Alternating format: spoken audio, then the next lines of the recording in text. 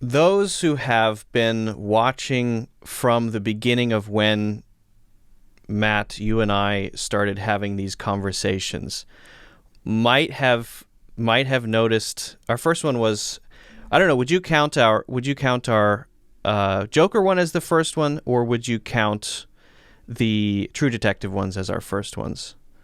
2018, the ones before True Detective, those two that we did, the Oh, one, geez. Okay. Yeah, I yeah. guess so. All right. I think that's kind of what sparked the. I don't know. I felt with those conversations that was an exercise in kind of actualizing. Wait, there's a thing here. There's something that's Mm. fun to do, and uh, that's. I mean, I remember feeling like I want to do this again. I don't know about you. I mean, we did, so I guess you felt the same way. But I would count those two. Yeah, in a very non-self-flagellation sense, I felt the same way. I Well, had it in a flagellation sense. I mean, but I'm that kind of guy. So I wanted to bring it up because if people had watched some of those early ones in the interim, they would have seen me doing a couple other conversations not with you. One of which was Ex Machina, which I think was an interesting conversation, but then you brought up the possibility of doing it and going into it again, watching it again. It's like there's a whole it was I felt like I was in a little bubble, and now the bubble is much bigger and there's much more to be said. So I don't know if you want to speak to that, but if you've seen that conversation, I think this one will be much different. Number one, because Matt's here, and number two, because every conversation is so it different. doesn't bode well, is what you're saying. Now that No, I'm I here. think that bodes very well. It bodes Okay, thank you. fantastically. But also, well, we have different interests, so I think the conversation will naturally play out differently. And I know you have some really interesting things that we didn't touch on at all in that previous conversation that I had. So I'm very excited for it. Do you want to talk about what sort of interested you in bringing up a topic that had already existed on the channel? Yeah, number one, I was jealous. Yeah, no, I Luke was. did something without me. Yeah, pretty much. Like, how dare Yeah. him? He likes to interview around. So what can I do? Yeah, I'm a Uh, I'm a the slut when it comes to interviews.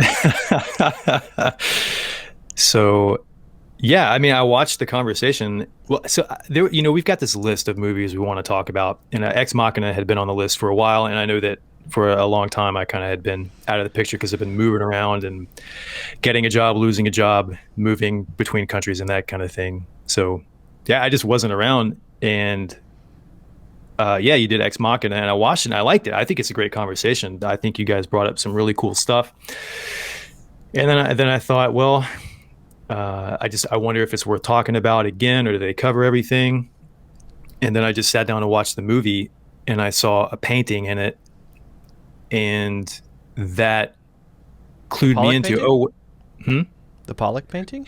Not the well. I think I wanted to watch it again because of the Pollock stuff you guys brought up. Because it had been a long time since I'd seen it, and I couldn't really remember the significance of the Pollock painting.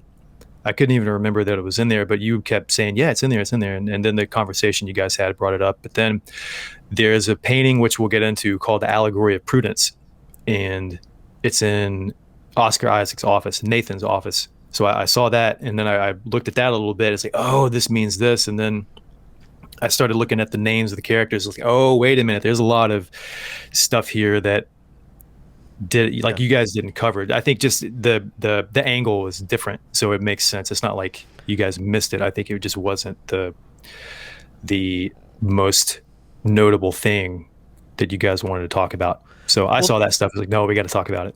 that's, I think, the cool thing about any sort of conversation of this type, because even if you and I decided, all right, we're actually going to do two discussions on Ex Machina, we would probably come to both discussions, even if they were one after another, Yeah, from a different frame of mind, and each one would still be different. And I'm convinced that this movie is so full of stuff to dig into and explore that even a third, or perhaps to test Yeah. everyone's patience, truly, a fourth episode would be interesting to do. Not that we're going to do that, but Yeah. so I want to.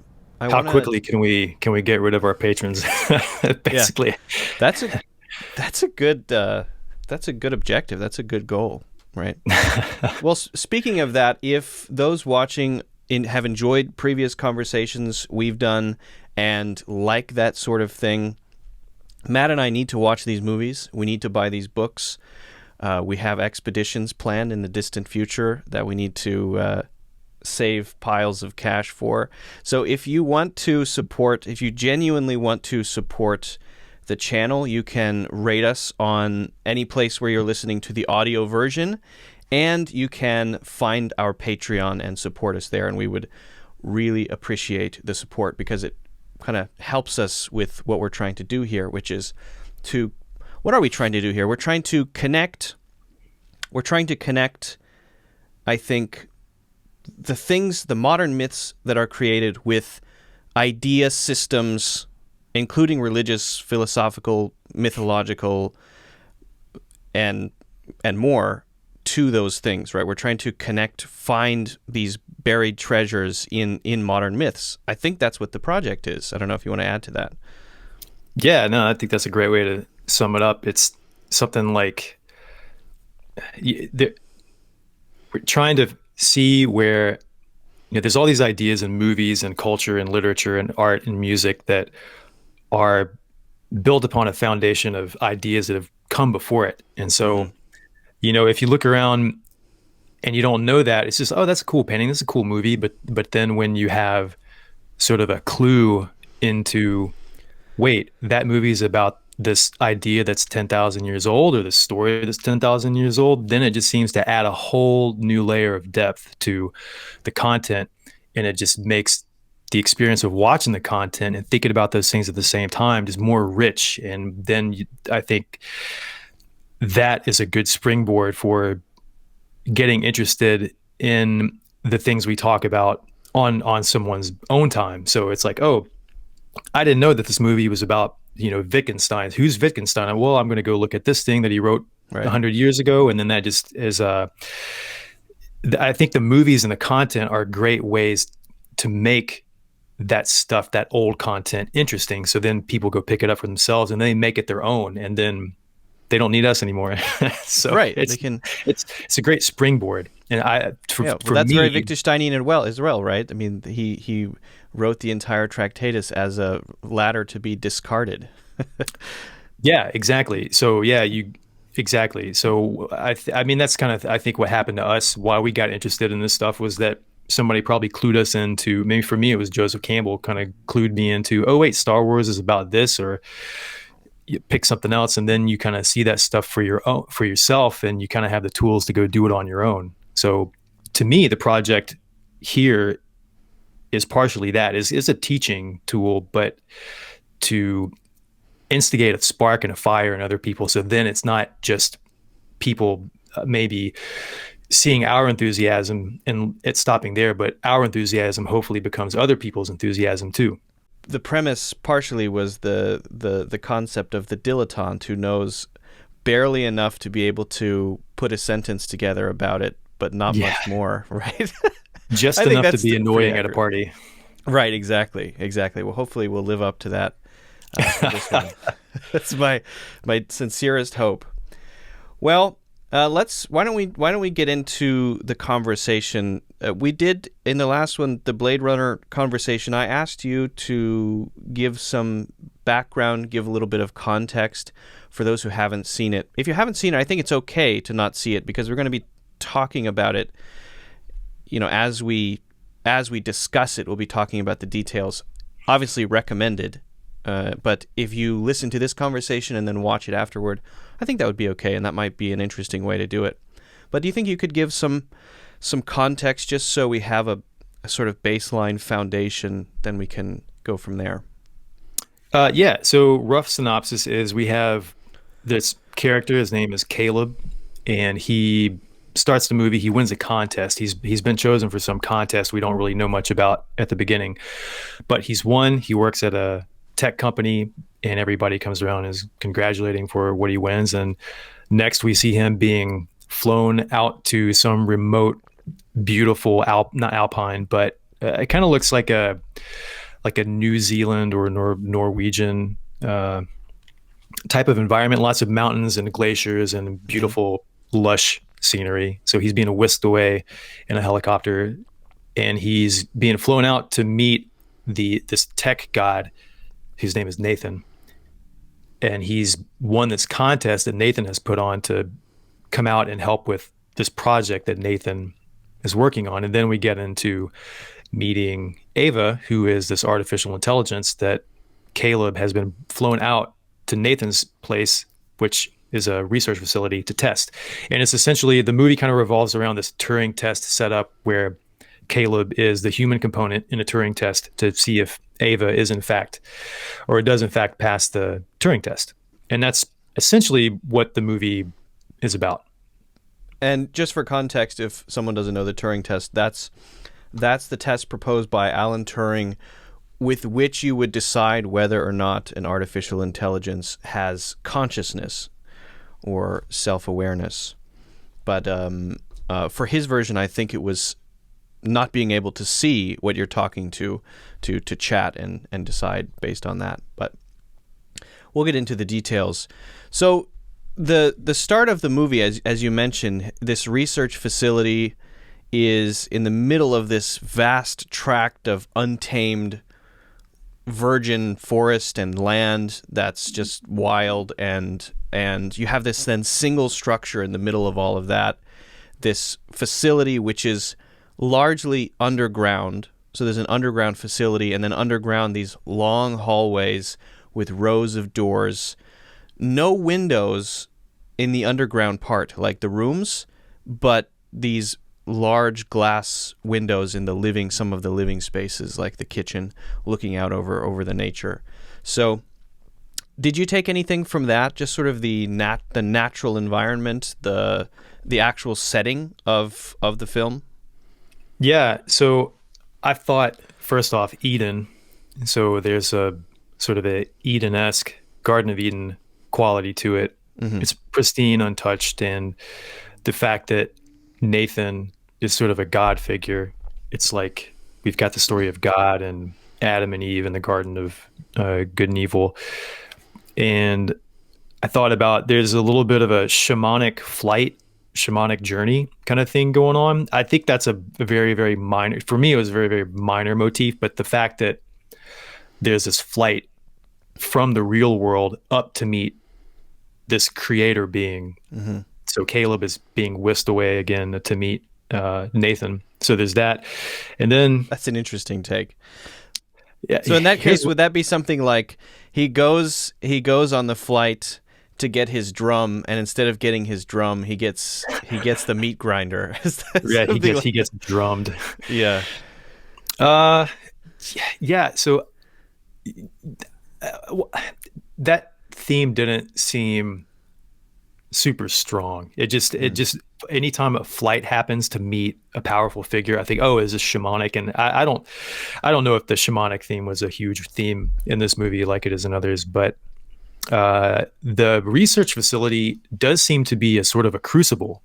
So if we're going to talk about it in an alchemical context, and it'll come up later because it will match up with the blacksmith pretty well. But I think Caleb is being brought in as a catalyst, much like you put a catalyst in a crucible to change the other elements while the catalyst remains the same. So that's a theme that'll come up. And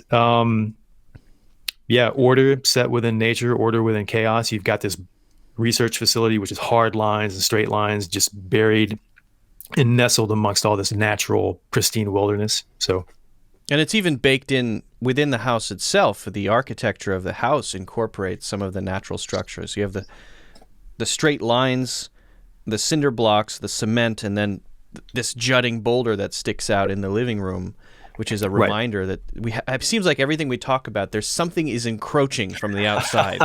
You've got the ocean outside the walls. You got a swamp threatening to overtake where you live, and then you've got these just surrounded by encroaching nature rocks. Yeah, and Nathan even says at one point, no matter how rich you get, shit happens. So he's talking about. I mean, I think that is. You always get shit, I think, is what he says. Yeah. You can't keep it from happening. So it seems like there's that idea, and then there's another idea of chaos about to happen when later in the film, and this is a minor point to bring up, but it's fine to bring up now. Caleb is drinking some vodka, and then he sets the glass down on the edge of the table, and that shot makes you feel like, oh, that's a precarious place to put a glass full of vodka. Something's going to happen. Something is about to break. Right. And then, yeah. Good visual foreshadowing. There's some good foreshadowing throughout. Also, there's the fact that this is an underground place, and also that the fact that this underground place occasionally turns red. Right. I think there's a hint of hell going on here, but also anything underground, like we talked about last time, is something in the unconscious. So I wanted to bring up possibly the idea and see what you thought about this, of the role of not only the hallway, but just the idea of access and not access. So secret knowledge. Well, but so I used to have a dream where I was in a small room, and I would turn around to open a door, and either the door wouldn't be there or the door would be locked. And then I would turn around again, and there would be another door, and that door would be locked. And I remember a long time ago, I looked that up because I kept having these dreams, and not necessarily that I put tons of stock in interpretations, but just to be aware of what the symbolism is. And the answer is something like there's a part of yourself that you don't have access to actually, which is maybe a capacity or a new thing about yourself which you haven't acknowledged. And then once you're aware of that new thing, it's up to you to either encompass it within yourself as a thing that you now know about you, or to repress it into the unconscious. You can sort of go two ways with it. You can push it down further, or you could say, yeah, that's part of who I am now. So Caleb is coming into this place, and right at the start, he's given a key card, and Nathan says, okay, I'm just going to make this very clear.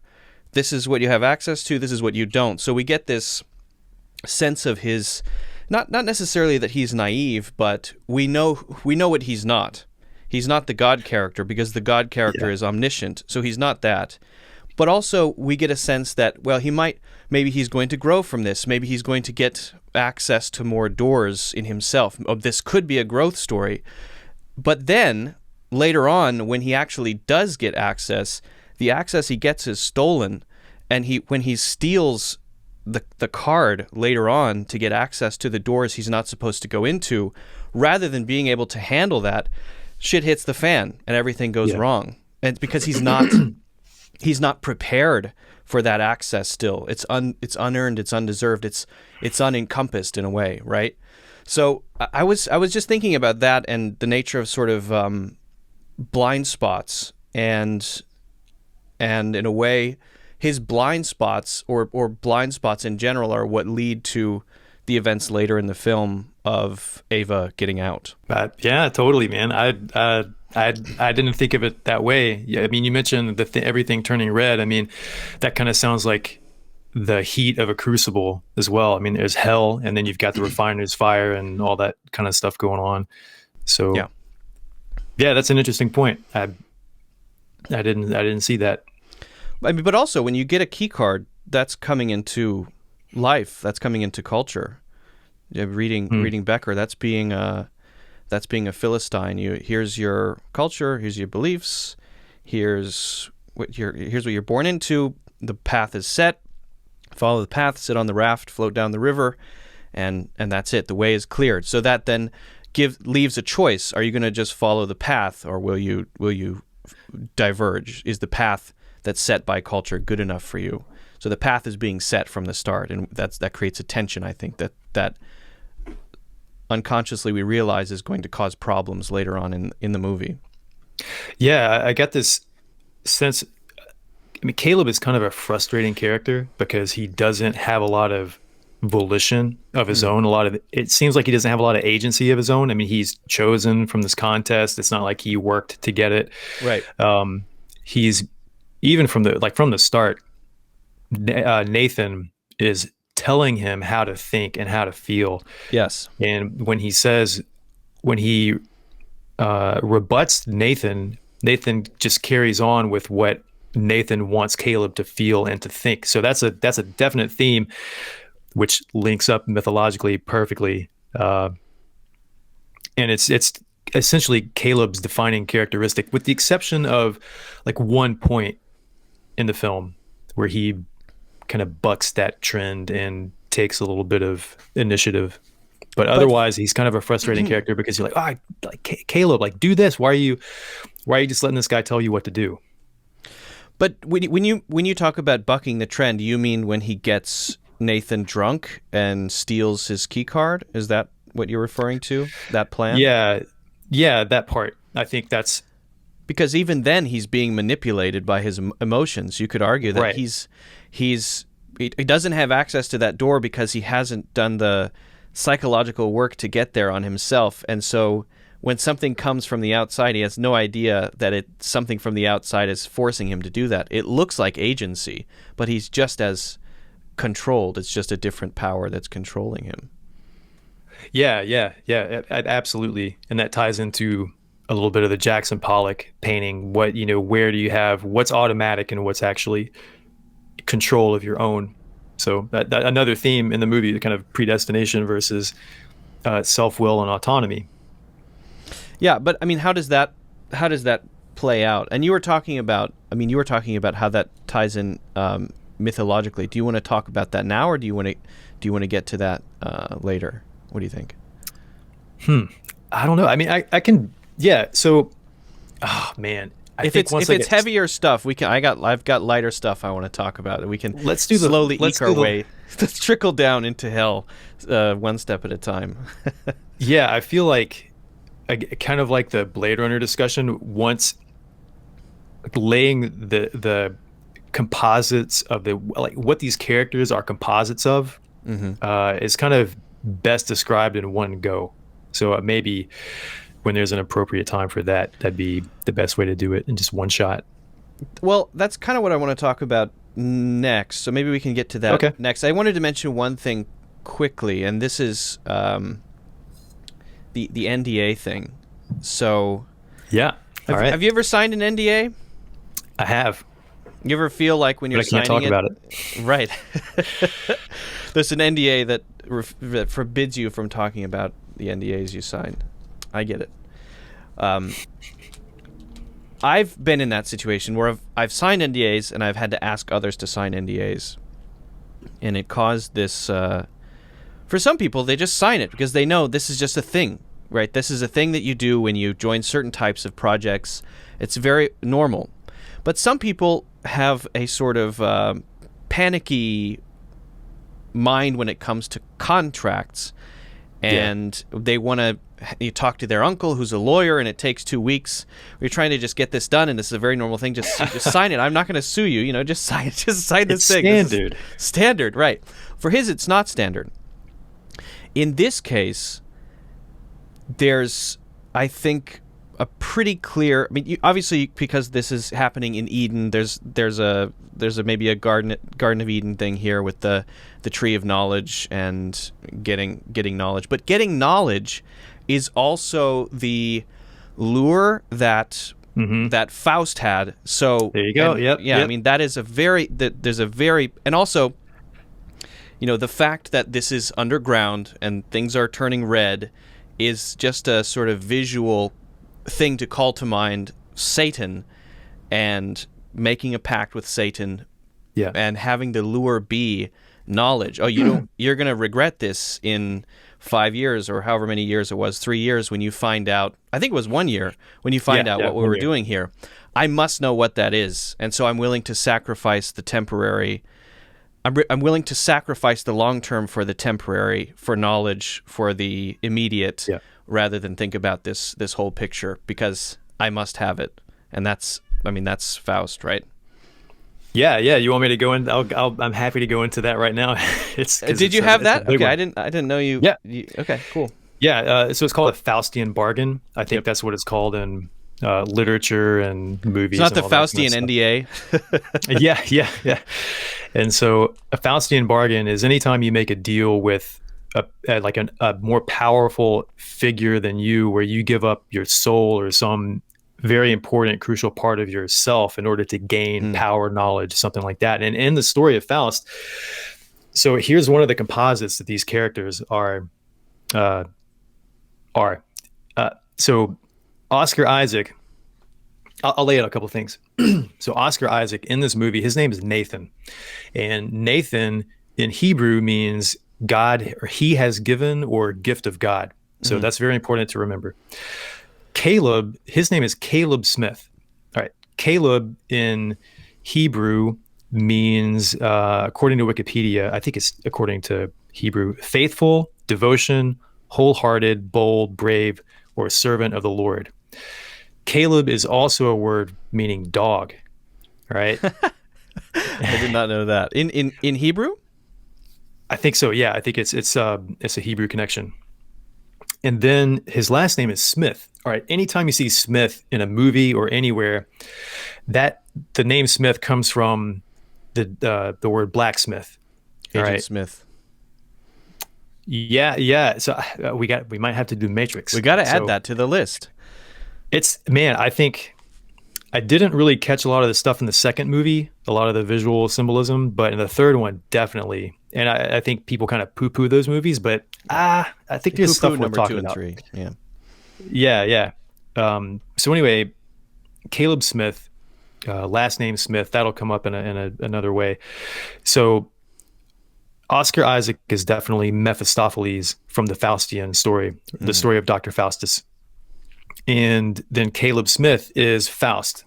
And then Ava, which we'll meet later in the film, she is supposed to be Gretchen. All right. So in the Faust story, you've got Dr. Faustus who makes this pact with the devil. And one of the things that they do together, Faust and the devil, is they seduce this young woman, Gretchen, whom Faust then gets pregnant. And the child is, a bastard child, illegitimate child. And she, I think, drowns the child, Gretchen does. And then she is arrested for murder. She's tried, and then she's executed. And then she ends up being able to go to heaven anyway because she was deceived by Faust and Mephistopheles. And then later, when Faust's story is over, there's some variations on the Faust myth. I think in the original versions, it says that Faust ends up going to hell for what he's done. Like Mephistopheles claims his soul and he goes to hell. In another version of the story, Gretchen intercedes with God for Faust, and he ends up going to heaven anyway. But that's definitely an important thing to remember in the story. That was the Disney version, right? Yeah, the Disney Faust. Right. Yeah. Well, I think in Goethe's play, that's where Gretchen intercedes for Faust, and then he goes to heaven anyway. But then in some, Mephistopheles takes him to hell. But yeah, important for the movie.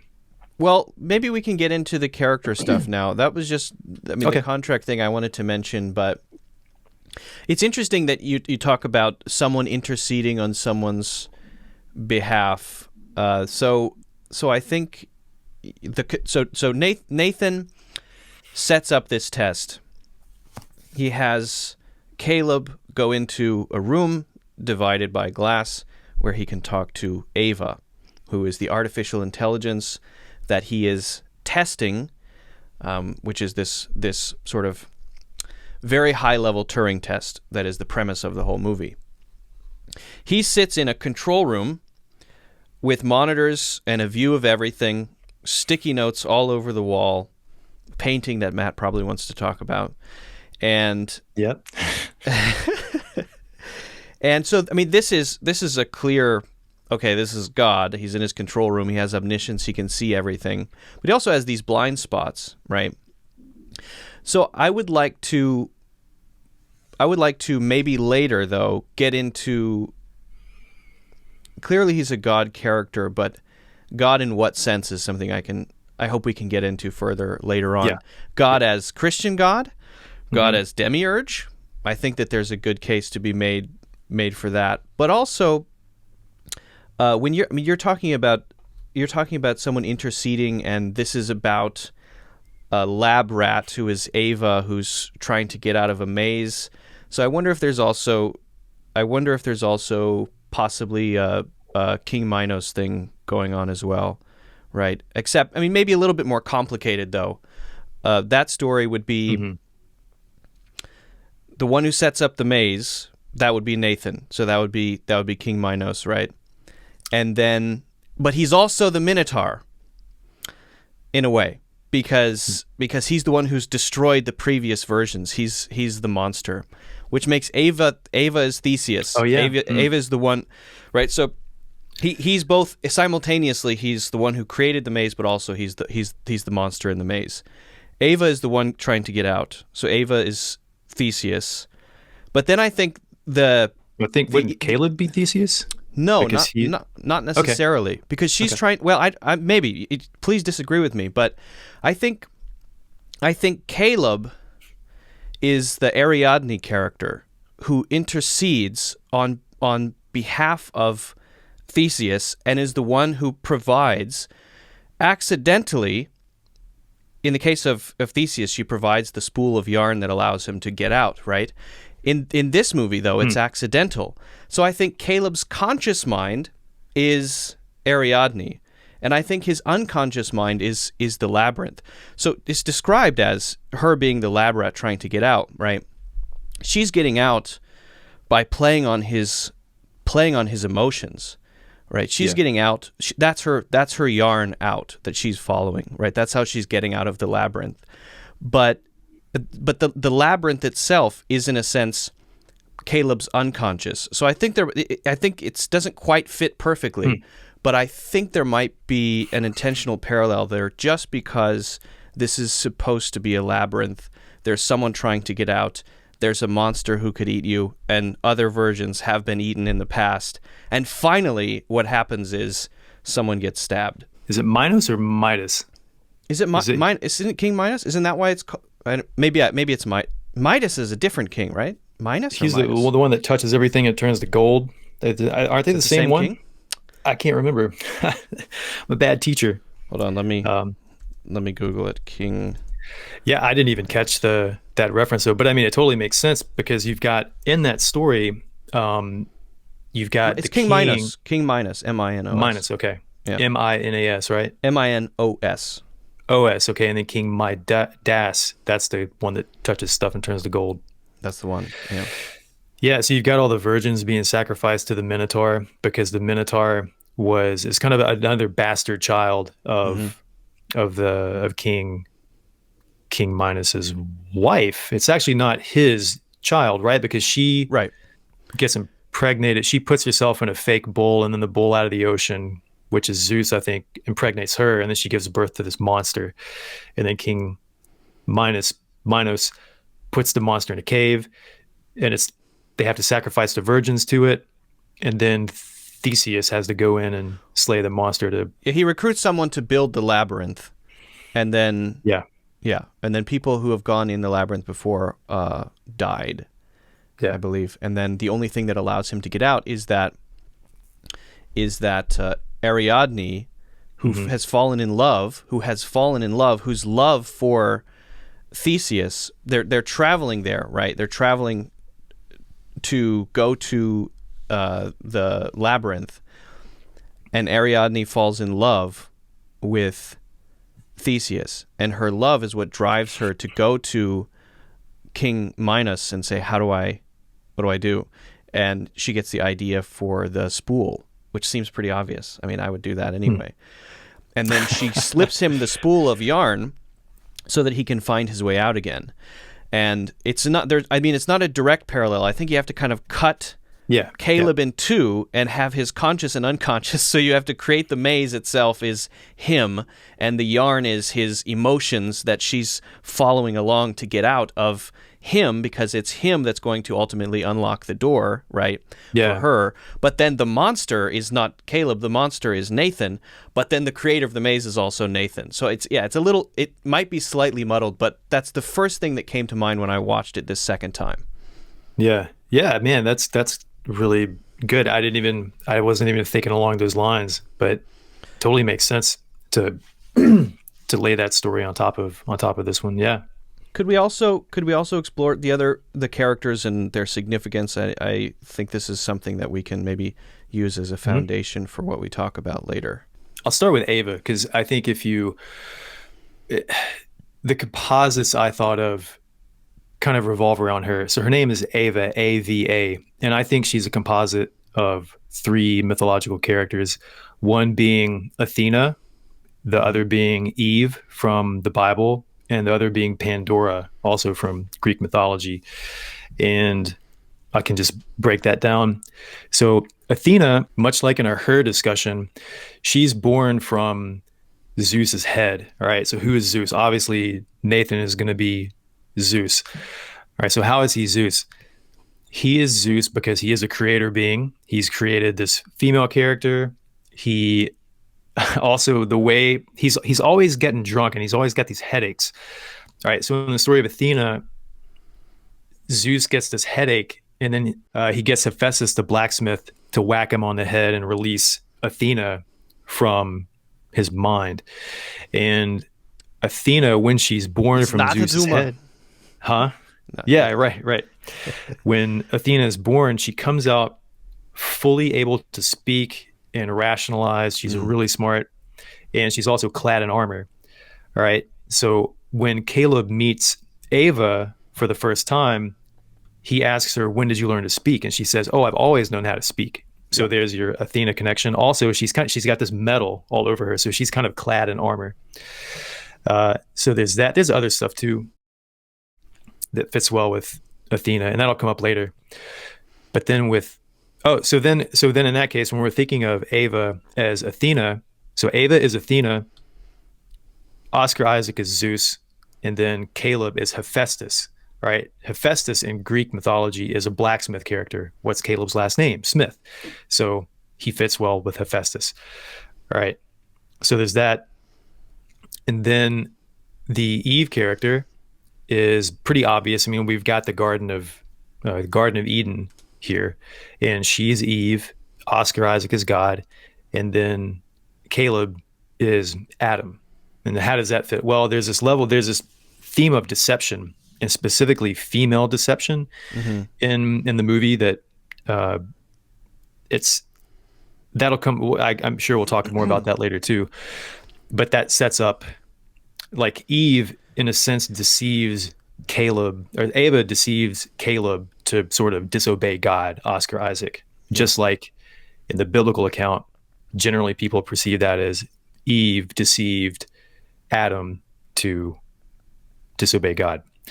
All right. So there's the Eve connection. And then the other one, the Pandora connection, is so with the story of Prometheus is a trickster, kind of deceitful character, and he deceives the gods, and Zeus doesn't like it. And so as a punishment for Prometheus's deception or attempt at deceiving the gods, Zeus commissions Hephaestus to create this female character, Pandora, to be a plague to all mankind. And it's like she's beautiful, but she only wants to. And this is in Hesiod's Theogony and Works and Days. There's two accounts, and they're not very long; they're very short. But this punishment part of it's funny the way he mentions or characterizes the punishment. It's that Pandora is going to be beautiful, but she will only live with rich men and not poor men. She just stays at home and eats honey all day like a bee. There's some references and allusions in there. So it's not a very flattering picture of female kind, and which again is another theme in the movie. And Pandora, what she does, it's interesting. The description is that, so Pandora means all gift. And the reason why she's called all gift is because all these different gods have a hand in creating her and giving her some type of gift quality. And there's a scene in the movie that'll sort of illuminate that later. But Again, we've got Pandora as Ava. We've got Hephaestus, the blacksmith, as Caleb Smith again, and then we've got Zeus as Oscar Isaac's character. So those three kind of composites, you've got Athena, Eve, and Pandora. And I think those are pretty crucial to understanding the point that Alex Garland is trying to make and understanding, kind of unlocking the movie. One of the things that struck me watching this time is that Nathan is this dual character in an interesting way. He's split in two. He's almost a perfect balance of the Apollonian and the Dionysian, in a sense, because in his behavior toward others, his drinking, his dancing, this sort of aspect of him is the more immediate, the more instinct driven, the more lift weights guy, the more close to the fully irrational, or maybe close to Schopenhauer's will, something like that. And then on the other side is his Apollonian side, which is fully rational, which is all his sticky notes on the wall, which is the thing which creates this new life, this new thing, right? But then Ava seems to, maybe because that was the part of him that was used to create her, embodies as an artificial intelligence the Apollonian side, the rational, the balanced.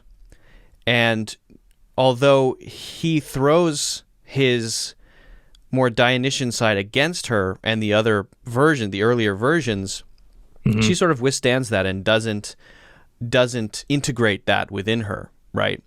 And so I think that could be something like an analogy for the way that culture has progressed in a sort of pendulum swinging way, where we emerged out of nature, and our emergence from nature started this pendulum swinging, whereas before it was balance in the sense of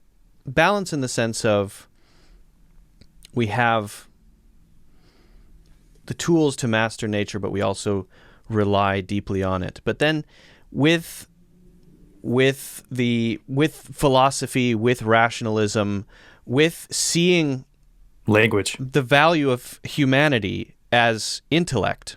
If we want to know something, you have to know it intellectually. Then the pendulum swings to one side, and we move away from our Dionysian side, right? So Ava is sort of this culmination of that. She's a culmination of the intellectual side of us, right? And Nietzsche talks about the need for a balance, the need for the combination, or the balancing of the irrational and the intellectual, and that the world has swung so far to the intellectual side that finally it has resulted in, number one, the death of God, and number two, the creation of a thing which is entirely Apollonian, and which doesn't have a Dionysian side.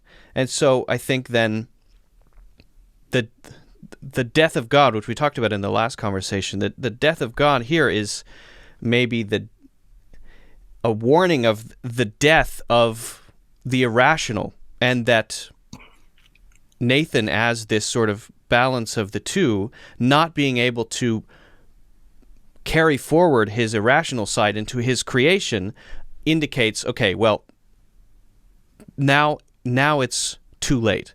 Now evolution has carried forward only one side, and maybe that leads to a bad outcome. I'm not so sure, but that's one thing that stuck out to me, and I'm not sure if you picked up on anything along those lines. I tried to bear the Apollonian and Dionysian motif in mind, and I mean, it sounds like it's It's there. I mean, I think you can put that in there. I mean, I think it's there. It didn't stick out too much as me as the sort of Zeus as kind of the patriarchal, stereotypical, dominating women, and not holding them in much high regard kind of thought theme. I mean, well, as far as Ava being Athena, so Athena springs forth from Zeus's head. So there's this connection between wisdom and intellect and that kind of thing. So yeah, there's definitely that. If you think in the movie, Oscar Isaac, he creates this search engine code called Blue Book, and that turns out to be the base code for Ava as well. So again, we've got this deep connection between Oscar Isaac's Zeus God character and Ava being a product of his intellect and his characteristics and the way he sees the world, I think. So not all of his characteristics though, because it seems like well, I think she embodies only one side of his characteristics. I think she embodies only the intellectual side, the calculating side, the rational side. Everything that she does is, yeah, she has the intention. She wants to survive. She seems to have some sort of survival instinct, which maybe we can talk about. But she's perfectly happy to leave Caleb in a locked room, to turn into a skeleton over the next 25 years. I mean, she's just making rational decisions. Yeah. And I think that is an indication, actually something that I was thinking about just before the conversation about these sort of, maybe it's not the right time to talk about it, but these sort of degradation of forms as an analogy for the way that our culture evolves.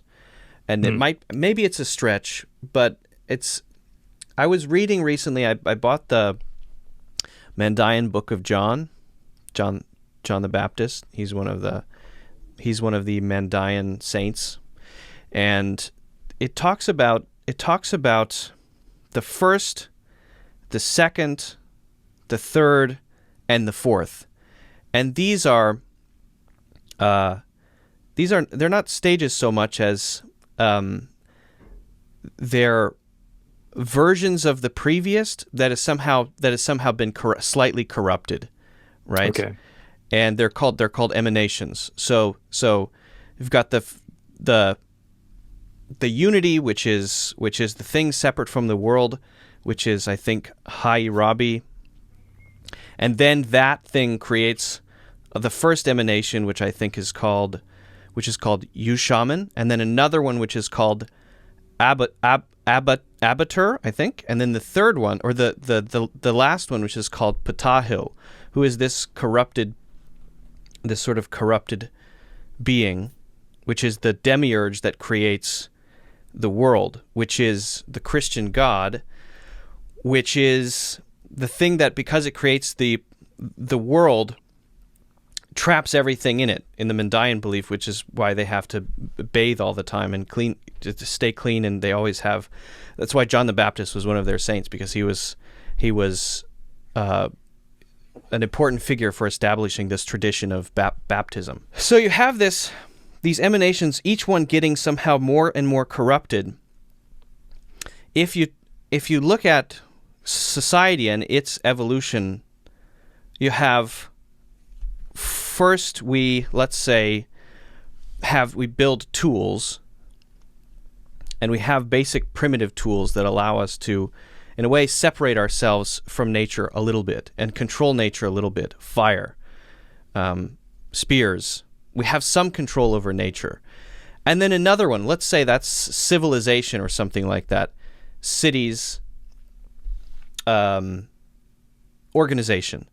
Then you have the next one, which is, and you're moving farther and farther away from nature. Then you have the next one, which is maybe that's, as I mentioned, this sort of swing toward the Apollonian, where we only understand the world in terms of the rational, and we don't really think about nature. We don't even have to think about our relationship to nature anymore, because if we want to understand things, it has to be rational, intellectual. Then finally, this fourth one. So that makes Nathan the demiurge. It makes Nathan the final corrupted sort of creator of this new life form, which this new life form is the final corruption, which is us. Okay, which is us. And now in Mendianism, you want to the goal of Mendianism is to seek the light, right? So okay, put that aside, because that's knowledge. That's the to seek the light is to get closer to the original. But let's just say that the source is nature instead.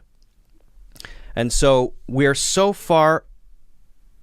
Ava is so far removed in the progression of, let's say, human development, that now the final corruption has taken place, and she is an entirely intellectual, rational being.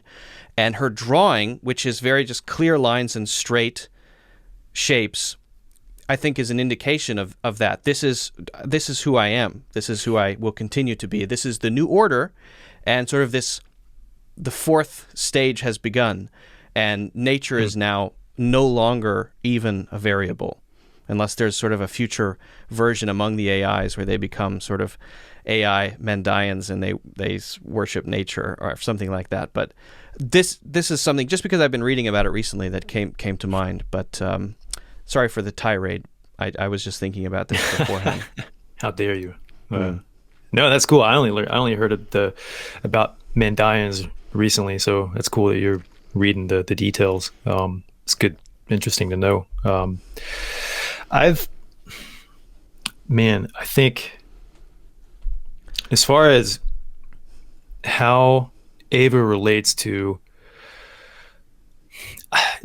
me, I think, I guess, okay, to lay the cards down, I feel like the movie is talking about language and how we build prisons for one another, and specifically how throughout history language has been used to confine specifically women to specific roles. And I think that's sort of, and that's, I think the female aspect of it is sort of a topical springboard into the bigger discussion, more universal discussion of just people in general, just how do humans create roles for one another. But real quick, what the four ages you just mentioned, that's interesting, because that seems to lay on top of the Hindu, or I can't remember if it's in the Upanishads or whatever, but the Kali Yuga idea. So you've got these four great ages, which are typified by this cow in the height, the best age, like kind of the golden age. The cow stands on four legs, and then after so many thousands of years, it's standing on three, and it's a little bit worse. People are shorter in that age. They don't adhere to morals and that kind of stuff as much. And then it progresses down to when there are, like, the cow has no legs, and which is the age we're in now. And it's like the worst, because people are only into debauchery and self-interest and violence and deceiving one another. So that it seems like throughout a lot of cultures, that is a common theme. And we've got it there in the Mandaeanism. We've got it in the Hindu system, in the Greek. There's so many, right?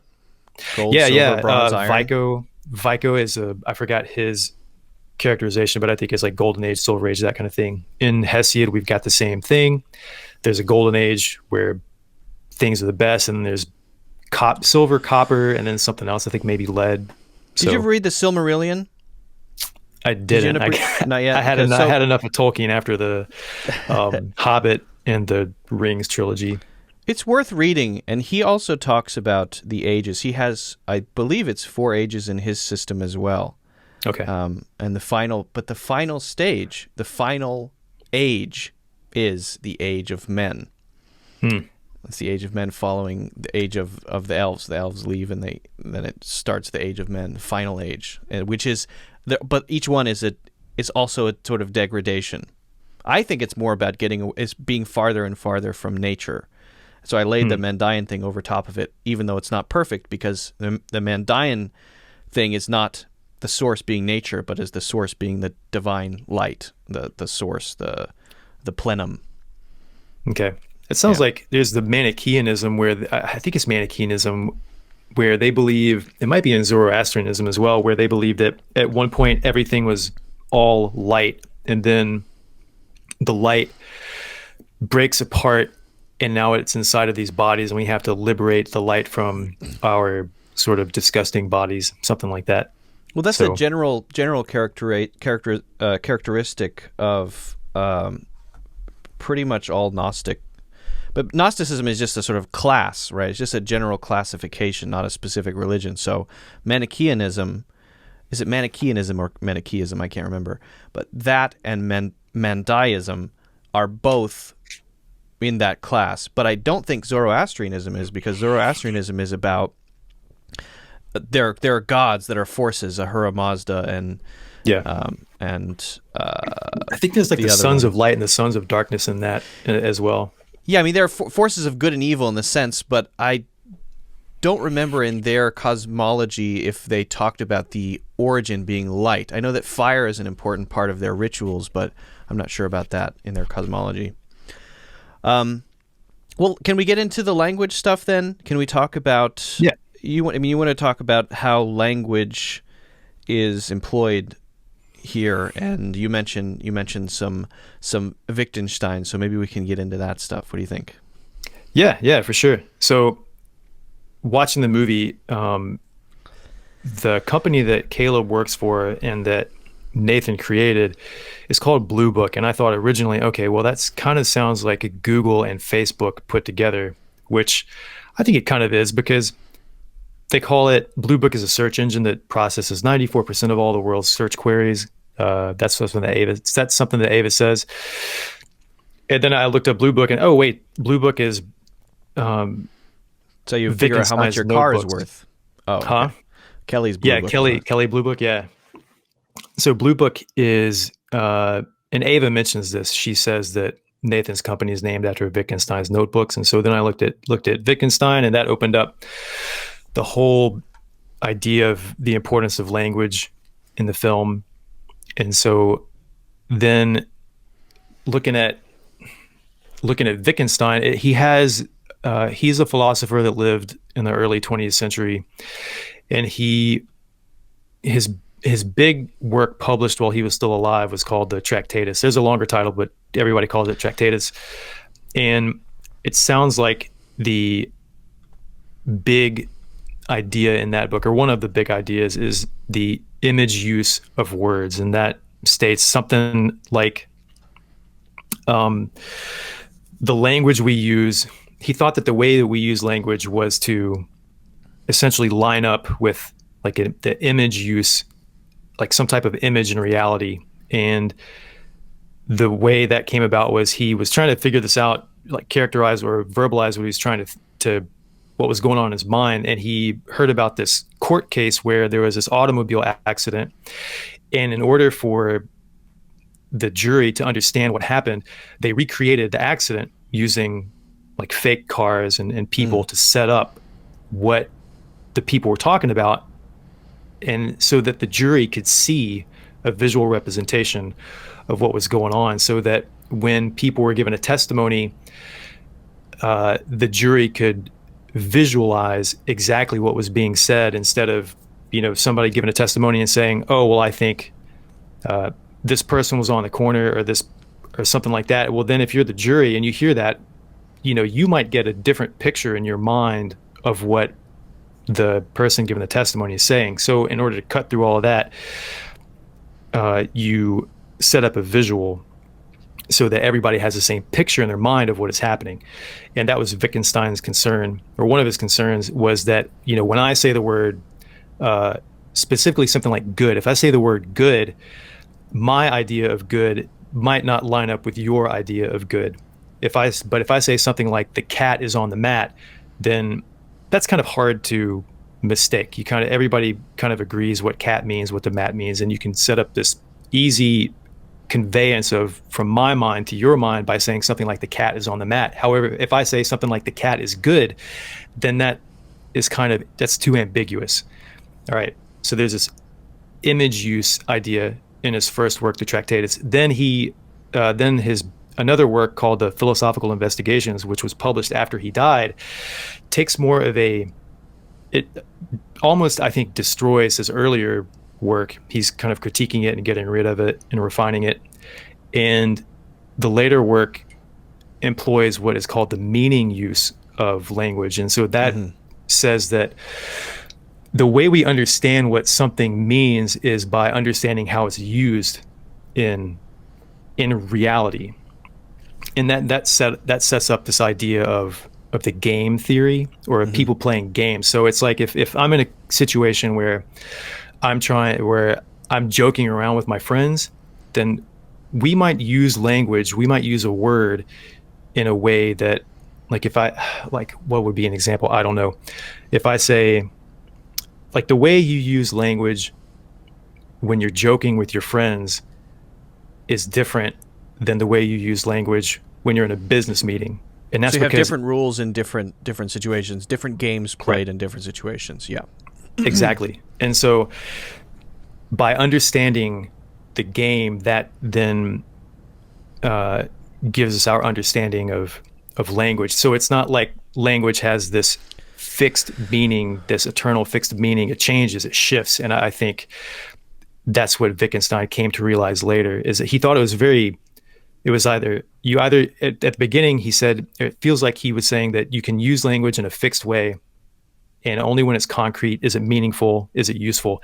Anything that is ambiguous, like a value judgment, is not useful. He says it's important, but it's not useful. Right, superfluous. Yeah, kind of like Kant says, the best things can't be spoken of. The Wittgenstein said a similar thing at the end of the Tractatus, which is anything we can't speak about, or something like anything we don't understand, we shouldn't speak about. We should pass over in silence. Yeah, we should remain silent. And so then that was sort of the first half of his philosophy. And then the second half, later in life, it just seems like there's more movement and flux and flow, as though there is no fixed meaning for language. It depends. It's dependent upon the circumstance you're in and the game you're playing with other people. Right. Which is so cool. The movie. Can I interject something before you connect it to the movie? Just because I have a slightly different understanding and takeaway from Tractatus Logico Philosophicus. Slightly. You're describing the value judgment as superfluous. The cat is good to make a value judgment, and that I think is right. But I think the example of the models representing the crime is only a way to analogize the fact that what language does is act as not a proxy for reality, but in a way lines up with reality in the same way that the models line up with reality. But it's reality, not so the visual thing, the picture thing is, I think, not as broad as it needs to be. Reality is what? Well, reality would be like this. The cat is on the table. If the cat is not on the table, what you've said makes sense, but is not reality. And you don't have to see the cat, right? So reality is all of the statements that you could make, all of the things that you could say, that you could express linguistically, which are true as facts in reality. But there is a potential for that to not be true. Right? The potential for it to not be true means it still makes sense. So I can say the cat is on the table, and if the cat is not on the table, then what I've said is comprehensible, but isn't reality. So there's almost like, so what the world is then linguistically is the whole set of things that can be said, not the whole set of things that can be said and are true.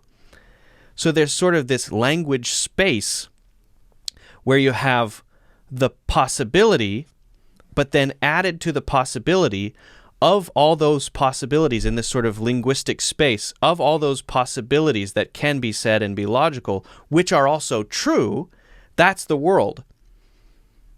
But if you said something like, the cat is not a cat, then it's disqualified, and it's neither one of those, and it's not in the language space. It's like Hilbert space. Hilbert space is the same thing for elementary particles, is that this mathematical space where all of the positions in the wave function are realized mathematically. I think it's something like that, this potential space, and then a subset of that potential space is the state of affairs or reality. That maybe just a slight difference in understanding, but I don't know if you want to disagree with that or maybe connect it to the movie. No, I think maybe I think the only thing I was wanting to I guess illuminate with that part about Wittgenstein is the difference between useful language and then useless language. So, and it's useless being the cat is good. Right. When you make a value judgment, and he says that when you make a value judgment, it's like, well, what my definition of good is so ambiguous and subjective that yours could be completely different, and we could never agree on it because there's no like good is not there's not a concrete objective good. It's a totally subjective term. So it's almost like there's no there's no like biblical definition of good that is beyond refutation and is always good in every single case and circumstance. So it's like it moves around so much that it's useless to even talk about it because you can never catch it. You can never nail it down. I think something like that. So then the later work is what allows for that then, because that's part of the game. It can be part of the game that you're playing, that a statement. I haven't read Investigation, so I don't know. I haven't read either one. What you've said. I'm just going on what you said. So a statement like the cat is good could be part of a set of things that we understand within a game that we play because we're connected in our sort of meaning fabric because we're friends. Yeah, and his problem, it sounds like, well, okay, how do I know this stuff? I just watched a bunch of documentaries and people talking about him. And so he would say that, it sounds like he would say that his problem, the reason he developed that idea was because he had a problem with philosophy in the sense that in the past, people like Socrates and whatnot, they were concerned with things like virtue and goodness and justice and all this kind of stuff. Right. And he just thought that was a useless endeavor because you can't fully express in a concrete, immutable fashion what those things actually mean. So you're wasting your time. Essentially. Yeah. Right. Yeah. And that was his one of his issues. I think the thing is he didn't read Kant, but he ended up saying some things like Kant, which is the thing that like there's this thing we can't talk about because you can't express it. And the second you start to talk about it, you've already made it less than it really is. And so about those things we can't talk about, we should remain silent, which is Wittgenstein's idea. And then but he still thought there was value in talking about those things. Like those things should be discussed. And then in the second half of his philosophy, or the second system he developed, that's when he had the game idea. And you had a space to use these terms and they have meaning, they have a usage. So I think in religion, there's an anecdote that John Searle talks about where Wittgenstein hears somebody like a preacher stands up on a chair and says something like, God isn't looking for a head. You can get that from any old piece of cabbage. What he's looking for is a heart. And Wittgenstein liked that usage of the word because it was, he wasn't, because the usage of or the use of language in that way was religious, and those words in that field as a religious use made sense and they were useful. But the second you take the word God out of that context and you try to dissect it scientifically and nail it down and make it concrete, then you get bogged down in a useless sort of endeavor, because God being used in the realm of physics and science is it's not a useful term, but God being used in a church, then it makes sense, and it's like an effective word to be used. That's its place, kind of. It's It makes slippery. sense. Yeah, and I mean, Wittgenstein Yeah. is kind of slippery, but it's interesting to try to unpack it, because it makes sense when you've got somebody who knows it really well unpacking it for you. I'm not that guy, but I hope it sparks some interest in Wittgenstein's work. Yeah, so it's almost like when you see someone. This is a ridiculous example, but someone kicks another person in the face and they fall down, and then they get millions of dollars, is something that has to take place within a specific web of circumstances and presuppositions, without which that sort of thing would, and I'm just trying to grapple with it because I haven't read it, so disclaimer. That set of presuppositions, rules, and circumstances would then make the actions and the subsequent receiving of millions of dollars, and I'm talking about, for example, a prize fight or something like that, would make sense within that context. But if you go out onto the street and you kick someone in the face and they fall down, you don't get millions of dollars. And because you're no longer in that mesh of presuppositions. You've left that mesh of presuppositions, and now you're in a different one. And now, if you kick someone in the face and they fall down, now you go to jail because you're now in a different one. And that's just actions, I realize.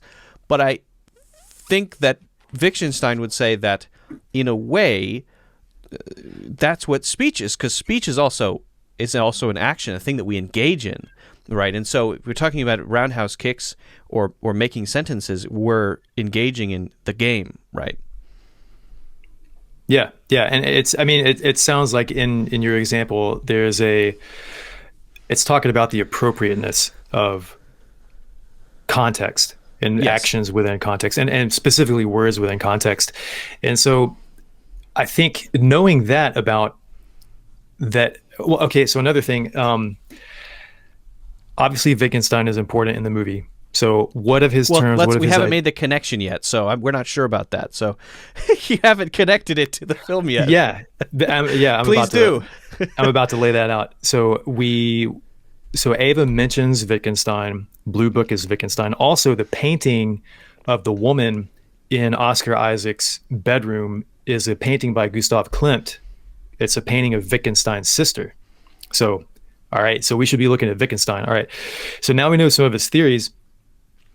One of the takeaways that the people I listened to talking about Wittgenstein brought out, one of the takeaways from what they said was that the language we use creates the reality around us.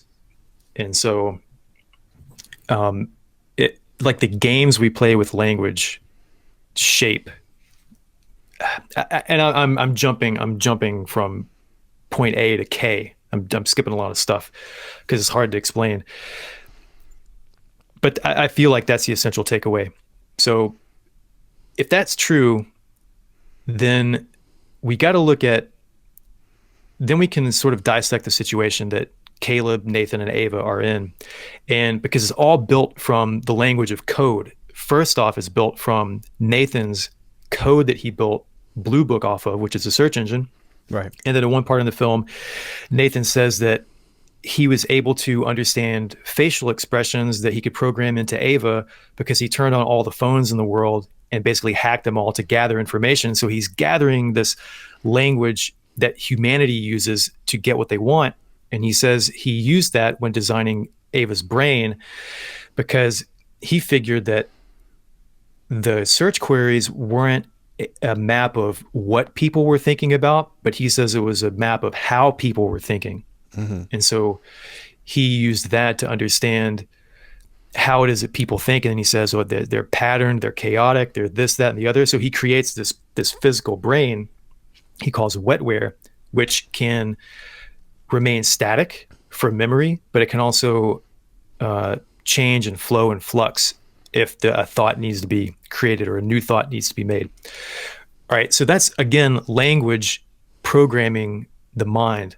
Okay. So how does Nathan think? He thinks of himself, he's got this hubris, much like Zeus had, and which leads to his downfall. He thinks that, his view of the world, which he has gleaned from the code he has created, is what he then uses to be the basis for Ava. So Ava is sort of this natural outcropping of Nathan's brain and how he sees the world, even though it's also influenced by the input he's had from the world around him. You're talking about more the scaffolding of her brain, more so in the way that he thinks. You said way instead of what, right? Which that would definitely seem to correlate, because that's what Wittgenstein is talking about in Tractatus. Is what we're talking about is a scaffolding, and the things that we're talking about, that's the content, that's the what.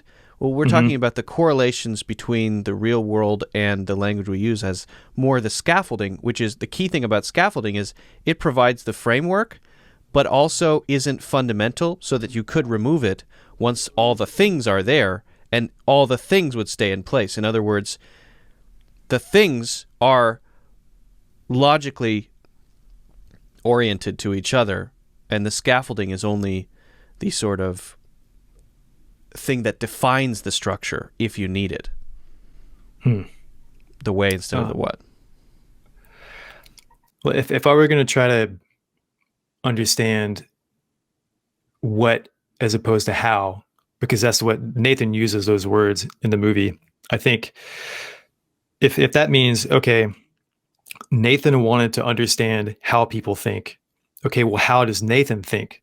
And I think we're given that answer when he gives away to Caleb later in the film how he designed Ava, how he wanted to. He says, Nathan says, I designed this maze that Ava has to get out of, and you are her means of getting out of that maze, Caleb. And it seems like Nathan feels that how people think is they think means of selfishness and manipulation specifically. So he designs Ava to be manipulative. How does she act? She acts manipulatively, I think. You got it. She acts in a manipulative way because that's how she was designed to think. That's also the environment that was designed around her. All right.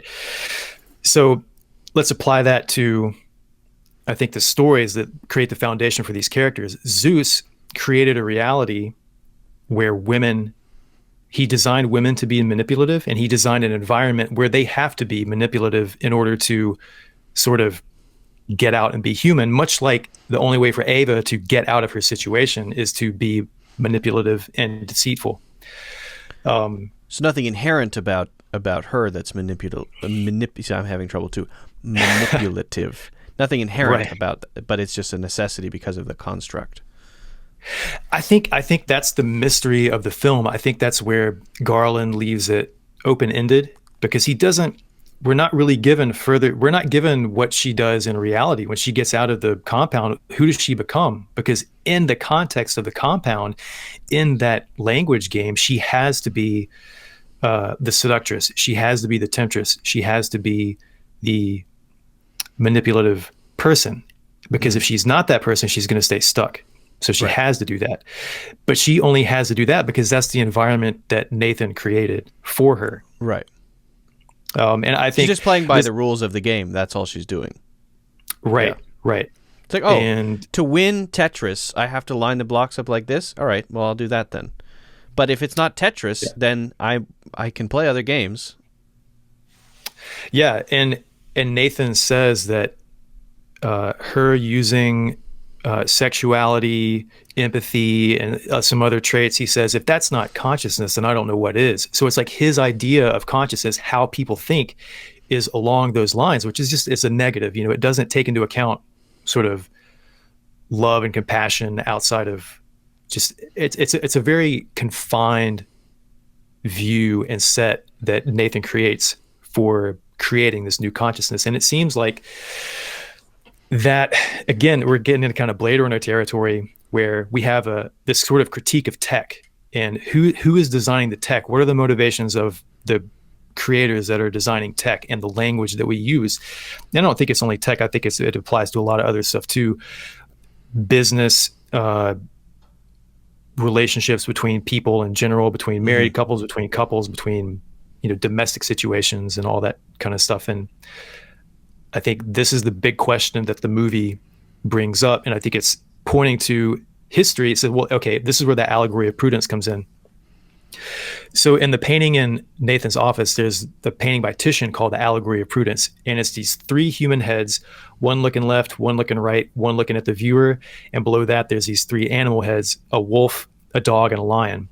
All right. So the human heads, you've got an older man's head looking left, looking to the past. You've got sort of a mature man's head looking forward at the viewer, and then a younger man's head looking to the right towards the future. And there's a quote written on the painting. Let me get that real quick. That's what happens when you watch it 4 times. You start finding these quotes. Yeah, I didn't read that. You start losing your mind. Crap, where is it? Okay, I got it. All right. So on the painting, it says, in Latin, it says, "From the experience of the past, the present acts prudently, lest it spoil future actions." And I think it's like Nathan wants to think that. It's like he thinks he's doing good, but he's got this hubris. He's got this thing that will lead to his downfall.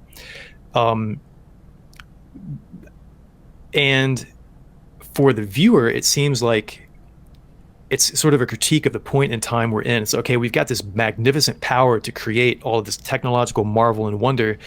What are we going to do with it? Maybe we should learn from the past. Maybe we should look at these mythological stories about Pandora and Athena and Eve, and how I think the male-female dichotomy or roles here is very important. It's like, look at how we've treated human beings, each other, specifically women in the past, and are we going to carry that forward, or are we going to take a different path and design it differently? Because look at what happens in the movie. When we create a situation and use language that designs a reality within which people have to work to get out of, then it's going to create a horror show. So, right. So in other words, well, do you think that ties into the allusion to Alice in Wonderland as well? Because that's a similar idea in a way. I mean, I wonder if that's just reinforcing it, because in that particular story, in Through the Looking Glass, Alice becomes a pawn in a chess game, right? And as the pawn and she's told by the Red Queen that she will be a pawn. She's told by the Red Queen, as a pawn, Red Queen being Nathan, because he's bathed in red, and I think he's the Red Queen, you will, when you get to the other side, become a queen. Now, I think there might be different ways to look at it. Obviously, there's an intentional reference through the looking glass. He says that in a conversation they have. So this chess game of the queen reaching the other side could, in one sense, be giving that to Caleb as a sort of dangled carrot of, you want to be famous? He always talks about when they write about this, it'll be you and me. You'll be in the headlines. When you reach the other end, you will become, bigger than you are now. You'll become a queen if you follow the right path. But it could also be for Ava, I think, depending on how you look at it, because she's the one who's passing through the looking glass. She's the one who leaves her world and comes into another world which has different rules. The rules in her room are fundamentally different from the rules outside of her room. Now she's in a world with rules which are far more chaotic, which she's going to have to come to grips with now that she's killed her father, right? And so I think you could look at it in either sense, but I talked about this in the last conversation too, but I think then it's constantly reinforced by that things being in front of glass, and you're always seeing slightly your own reflection, and also seeing the other person through the glass. So I'm not sure which one it's supposed to be, but at the end of the movie, you get the it looks like a chessboard, so that could be intentional. Yeah, so the chess thing, there's a scene where Caleb wakes up one day and he's talking. It's the second day, and Caleb is talking to Nathan. And Nathan's like, "Well, how are you going to test today?" And Caleb says at one point in his response, he says, "Well, if the way I'm testing her now, just asking her questions, isn't really testing if she's conscious. Like, does she know that she's having a conversation? Is she conscious that she's using language and this kind of stuff?" And he uses the analogy of, you can play a chess computer to see if it's really good at chess, but does the chess computer know that it's playing chess? Does it know that it's a computer? And so that kind of logic is what he wants to apply to Ava, to see if she is sort of self-conscious. Does she know that she's participating in this study? Does she know that she's conscious and all that kind of stuff? Or is she just responding to rules? And this seems like, and so when I was looking at Wittgenstein, I saw this talk by a guy named John Searle, and John Searle's work way better than I do. But one of the examples that John Searle, a philosopher, uses when he's talking about AI and consciousness and that kind of stuff is the Chinese room. Yeah. And he talks about but the Chinese room, it's basically somebody could understand the stimuli and rules and proper response for, like, if I don't know Chinese characters or whatnot, if I am given a set of rules and functions, and I know what's correct and what's incorrect, I can essentially speak Chinese, but not know that I'm speaking Chinese. It's more like I just know the rules and the proper responses. And you don't comprehend what you're doing. You're just obeying. The rules are the things which you know, not the thing that you're doing. Yeah. Kind of like a chess computer. It knows the rules, but it doesn't know. It's not playing chess like a human is. It doesn't know, like a human knows it's playing chess. A computer doesn't know it's playing chess. And so I think one of the reasons he uses that example, he uses it, I think, to refute or to put more limitations and definitions on what we should actually consider to be consciousness. Yes. All right. So when we're talking about AI, and I think this is where it matches up with the movie. So then if we're looking at Ava, if we look at her like the conscious maybe machine, are we then going to have empathy for her as we would for a human being? Or is she just a machine, just this set of inputs and outputs that's responding to stimuli? Or do we treat her like a human? So clearly, Oscar Isaac treats her like a machine. Clearly, Caleb treats her like a human. But what about us? I think this is one of the great things about the movie is Garland, to some degree, is leaving the final decision in our hands. Who do we side with? Do we feel bad for Ava? Do we feel bad for Caleb? And it's a wonderful gray area because you go back and forth between, well, clearly Oscar Isaac treats her like shit, but what do I mean about her? It's this, that's a human thing. That's not a machine thing.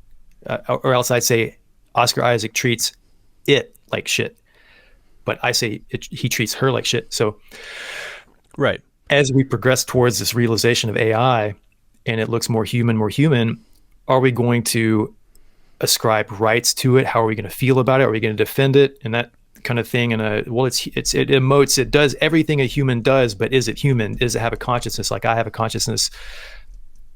And I think that's where, I don't think Garland really makes a clear, definite statement. He leaves enough of a back and forth between, well, yes, well, no, for us to kind of keep thinking about the question.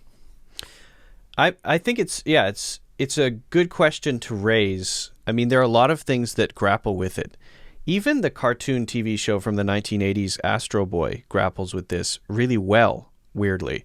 There's an episode from Star Trek The Next Generation called The Measure of a Man, in which the android Data is put on trial because someone a researcher regards him as property of Starfleet, and as property of Starfleet, property has no rights, and therefore, if we need to disassemble it and figure out how his positronic brain works, we have the right to do that. There's this trial, and it's a really good look at both sides of this, and I think it's solved pretty decisively. So what would Searle say? I think Searle would say, well, what's the difference between someone who has consciousness and a philosophical zombie? You know what a philosophical zombie is? No.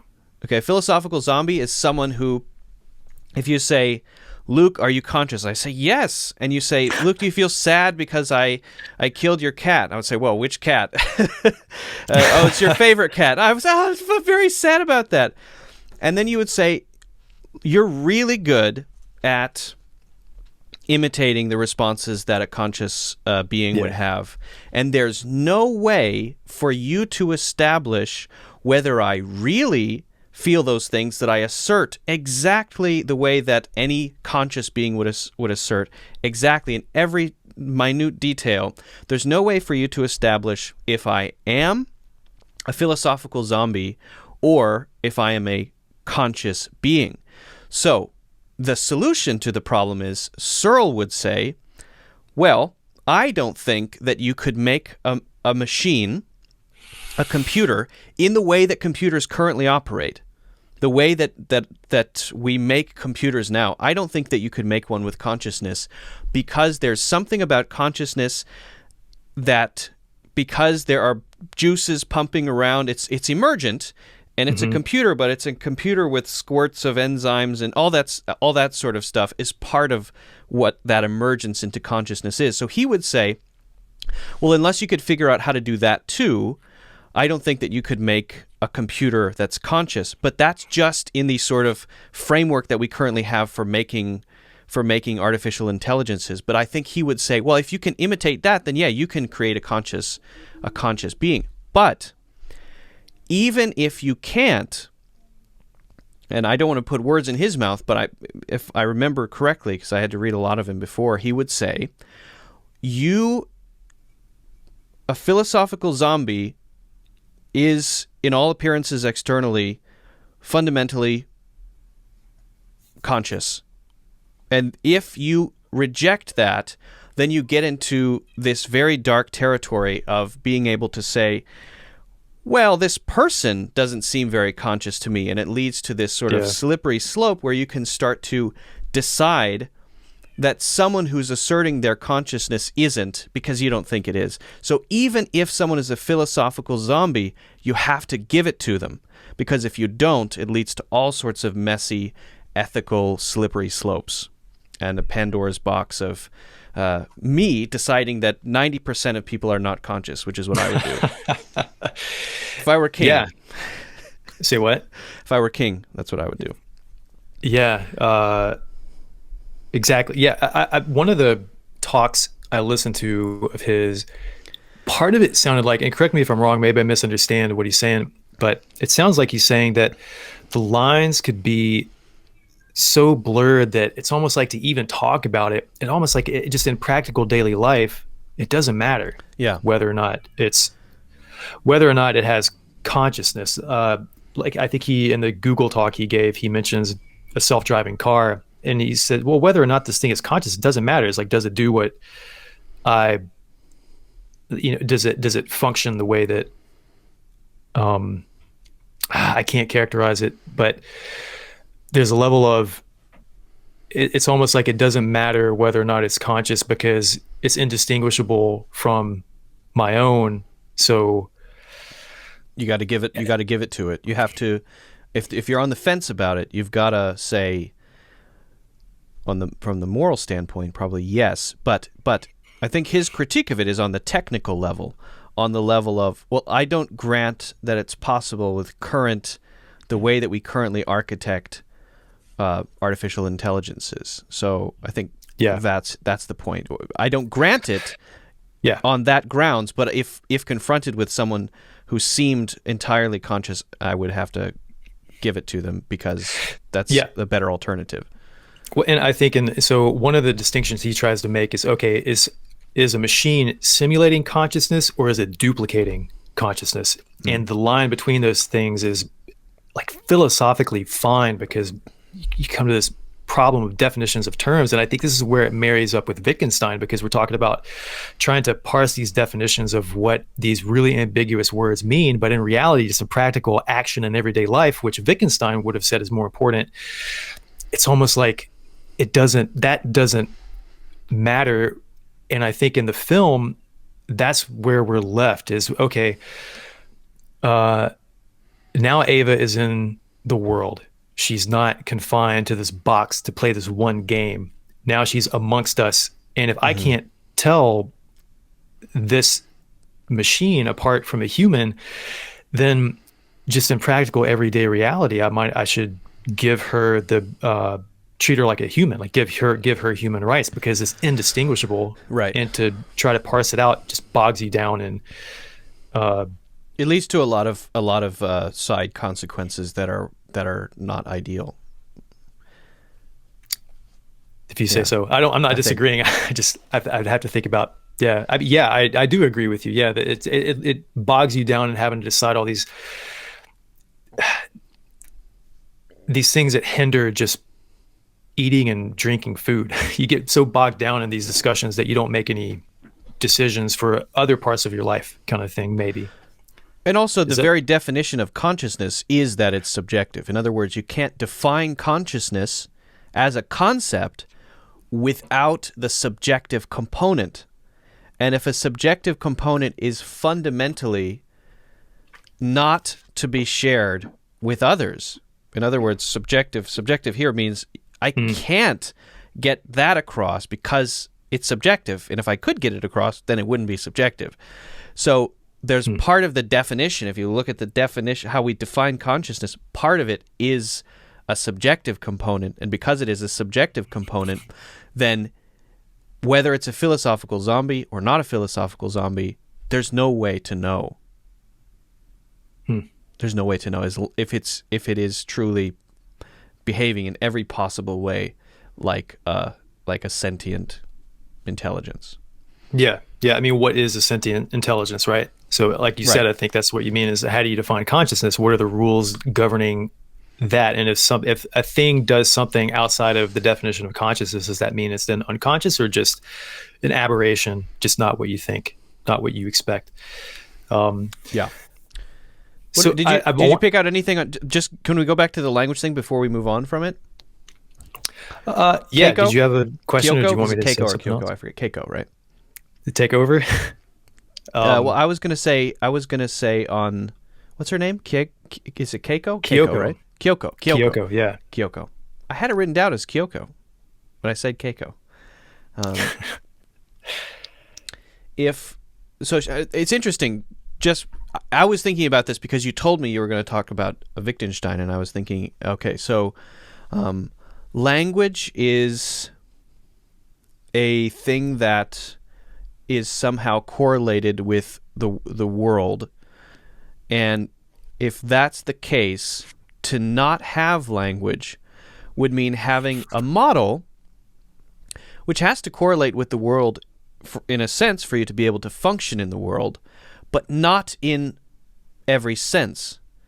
So if Kyoko doesn't have, for example, the ability to speak English, or she's limited in other ways, we can assume, right?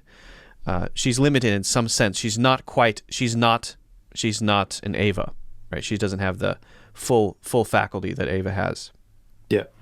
Those are the things which allow her to function in the subterranean world. In other words, the set of rules, the rules of the game in the research facility are limited because it's a research facility, it's confined, you can't get out. It's a limited set of rules. And so in that limited set of rules, a Kyoko could function perfectly well. But if you placed her out into the real world, maybe not, because the real world has a broader set of rules that you would have to be able to use, including language. and whatever else that she doesn't have in her program that differentiates her from Ava. And so Ava has that full set. And so when she goes out into the world, we can assume that she's going to be able to function just fine. She's probably going to end up being a CEO and do it. She can do whatever she wants because she's freaking superhuman, right?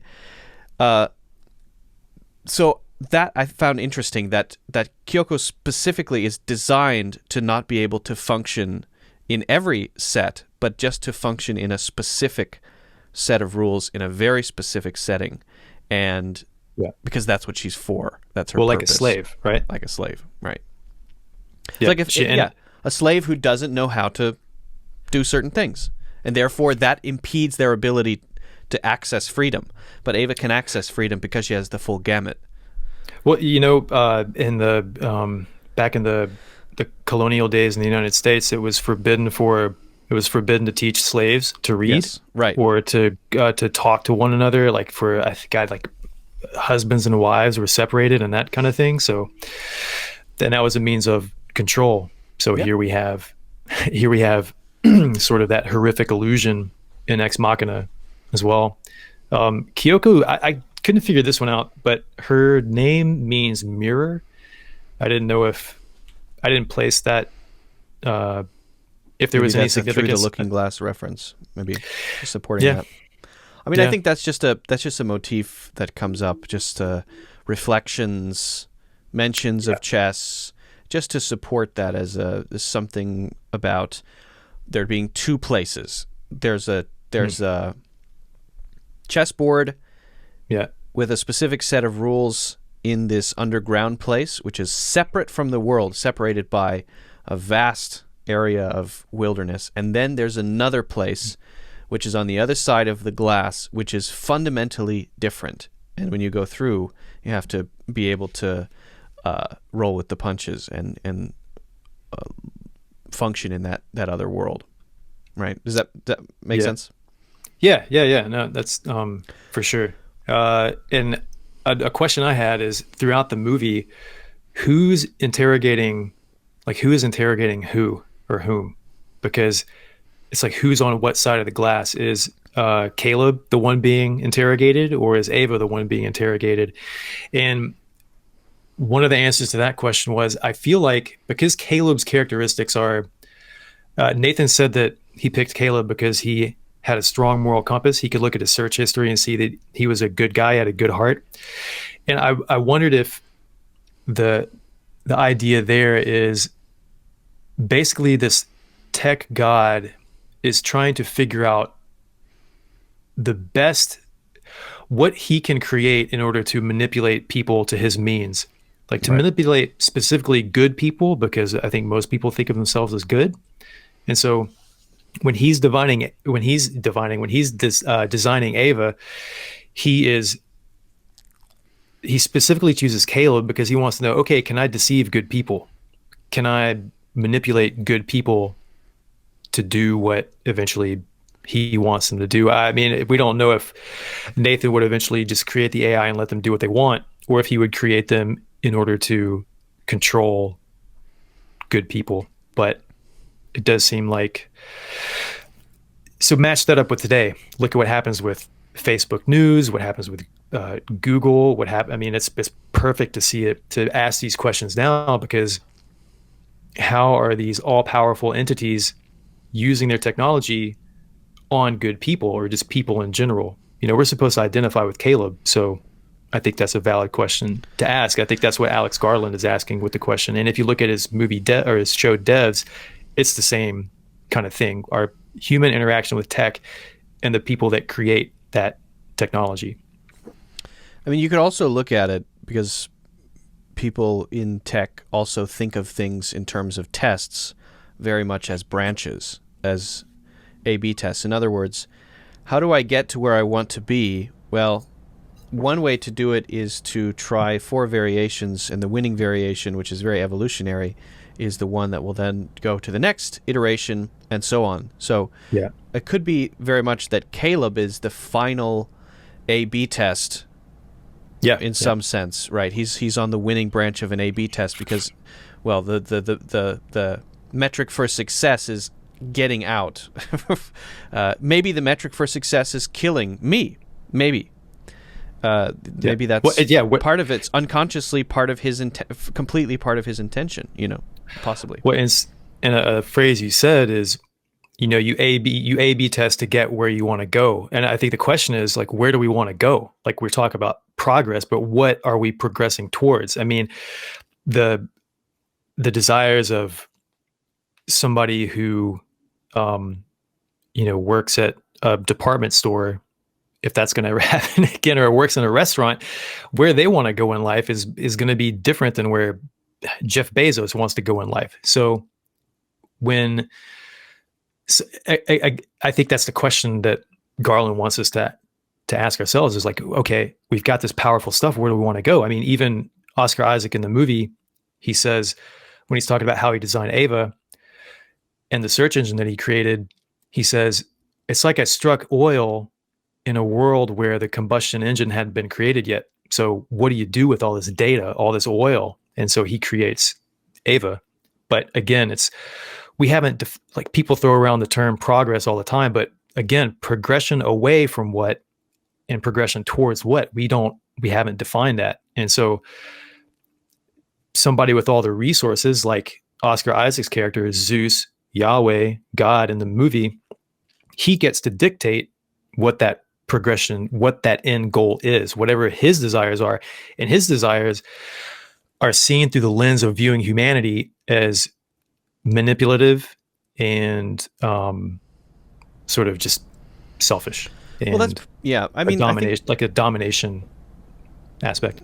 That's part of it, but I think also he represents, it kind of goes back to what I was trying to say before, is I think he represents one branch of, let's say maybe a pendulum swing of the rational being how we define what we know, how do we define what's important, how do we define what success is. It's entirely rational. And since, especially in the West, rationality, what I said before, the Apollonian side has swung very far to one side. I think he's defining success in that framework.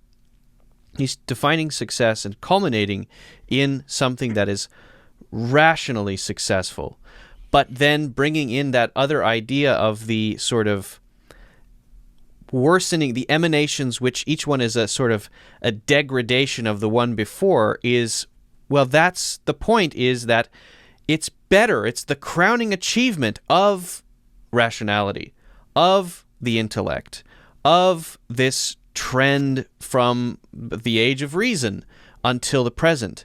But that has led to us not taking into consideration the balance of both of those sides that are necessary, right? Of the force. The balance of the force. The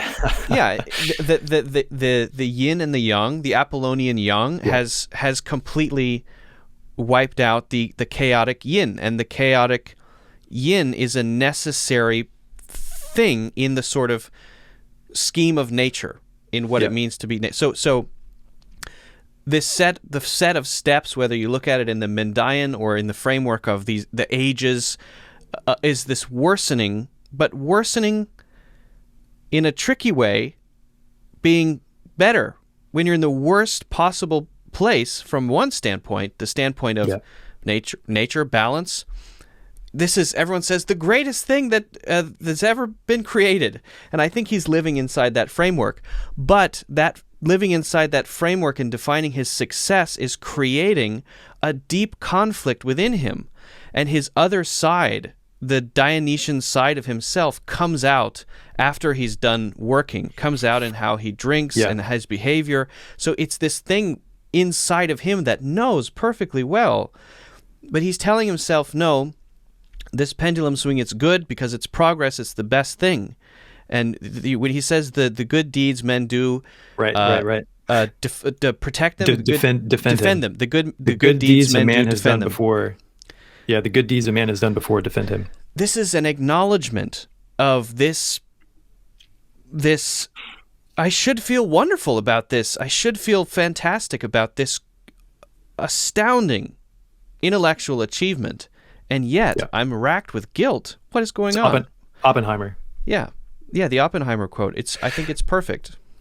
Yeah. So I think that's the sympathetic. So I mean, Garland is smart enough and wants to keep things interesting enough where he doesn't just paint Nathan as a total monster. I mean, he's got monstrous qualities, and those come out a lot. But then the point at which he makes us sympathetic to him is when Caleb is sitting on the bench with him underneath the shelter, when out in the outside in the woods, when they're talking about Ava, and Caleb mentions that Oppenheimer quote from the Bhagavad Gita, where he says, "Behold, I am become death, destroyer of worlds," because Oppenheimer had created the atomic bomb, and Oppenheimer has supposedly said that because he was racked with guilt over what he had done. You know, he's a scientist; he thinks I'm doing this good stuff. And so Nathan says essentially the same, or agrees and said, you know, he sort of adopts that quote for himself. And then when he gets super drunk and he's laying on the couch and he says, "The good deeds a man has done before defend him." That's a continuation of the Gita. And so we can see that it's almost like, and this brings up the predestination and free will idea. It's almost like he's bound. It's like he thinks he's doing good, but he knows that there's consequences to what he's making, this powerful technology. Yes. And so he's got this internal conflict, which is also, and then he says, "It's Promethean, man." And so think of, you know, being sympathetic to Prometheus. He's trying to steal this technology from the gods to benefit them. But when he steals that technology, fire, from the gods to benefit humankind, the gods then create Pandora to release all these ills on the planet, upon mankind, which is what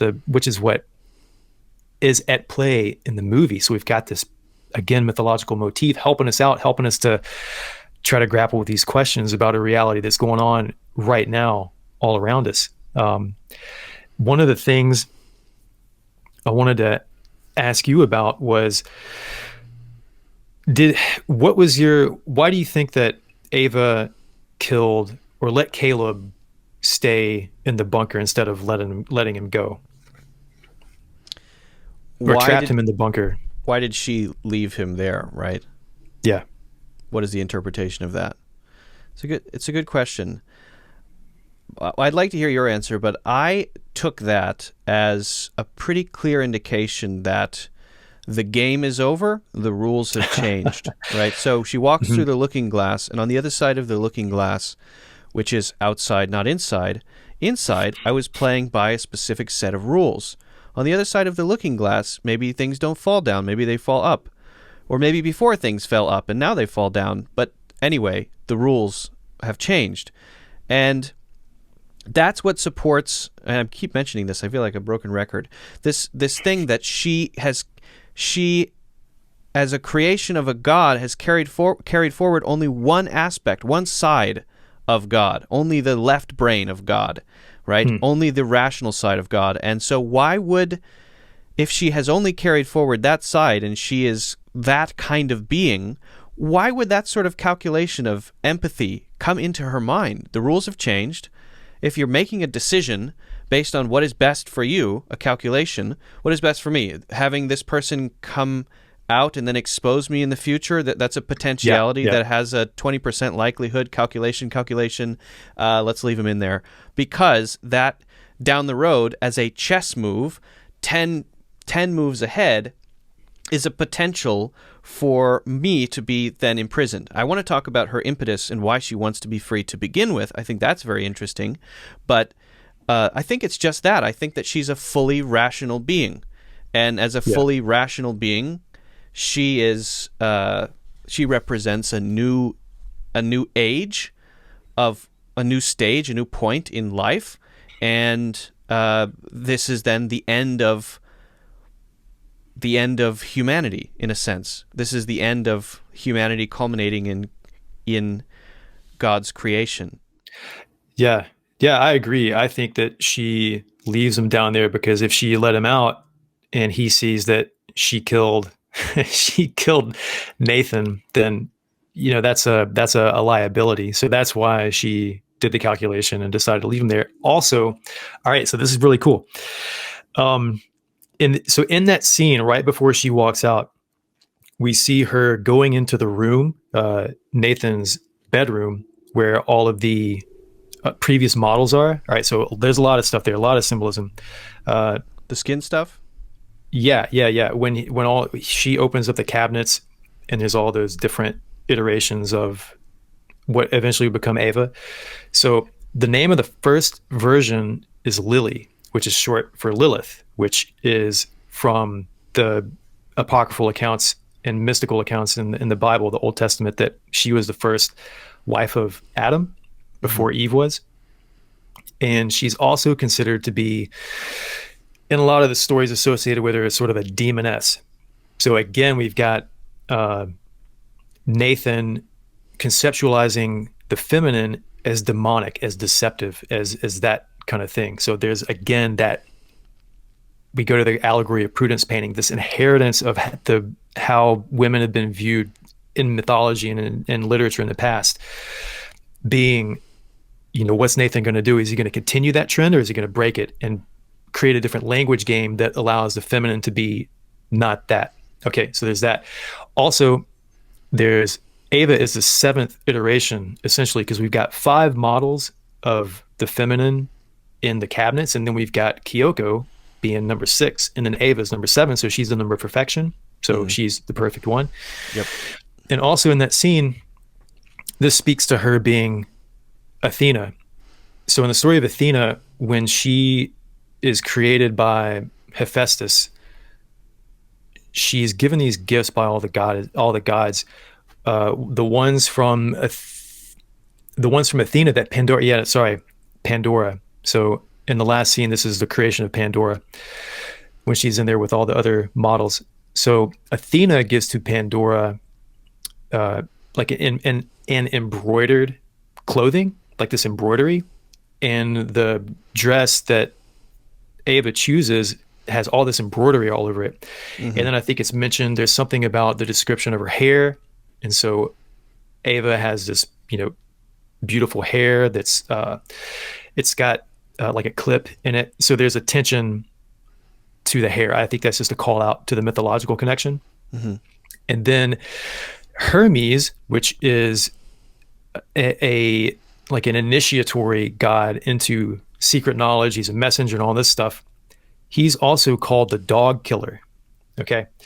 So it says that Hermes put in Pandora's breast, I think it's like deceit and cunning and that kind of stuff, and this dog killing aspect. Okay, so what does dog killing mean? Dog killing in the sense of I think it means like a temple guard dog.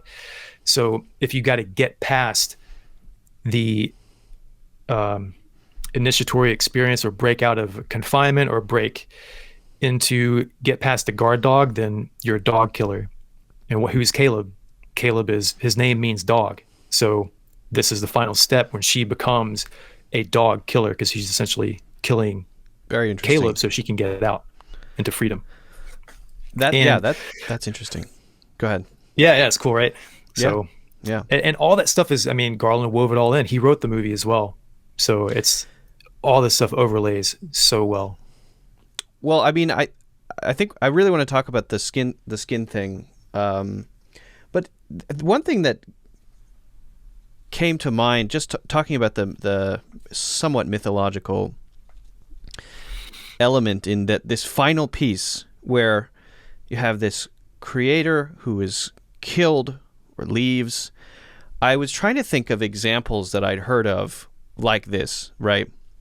And there are examples. One is in Lord of the Rings. In the Lord of the Rings universe, the elves are kind of godlike beings, and they leave but provide the tools and the things that mankind needs to then carry forward the next age, right? You could look at that sort of sacrificially as this being Nathan's sacrifice. One way to look at it is that Nathan is actually intentionally, he has a Jungian death wish, like the guy in the mountains who ended up walking off a cliff. He has a Jungian death wish that is going to play out eventually, and that's what he really wants, actually, is to die and give birth to something new.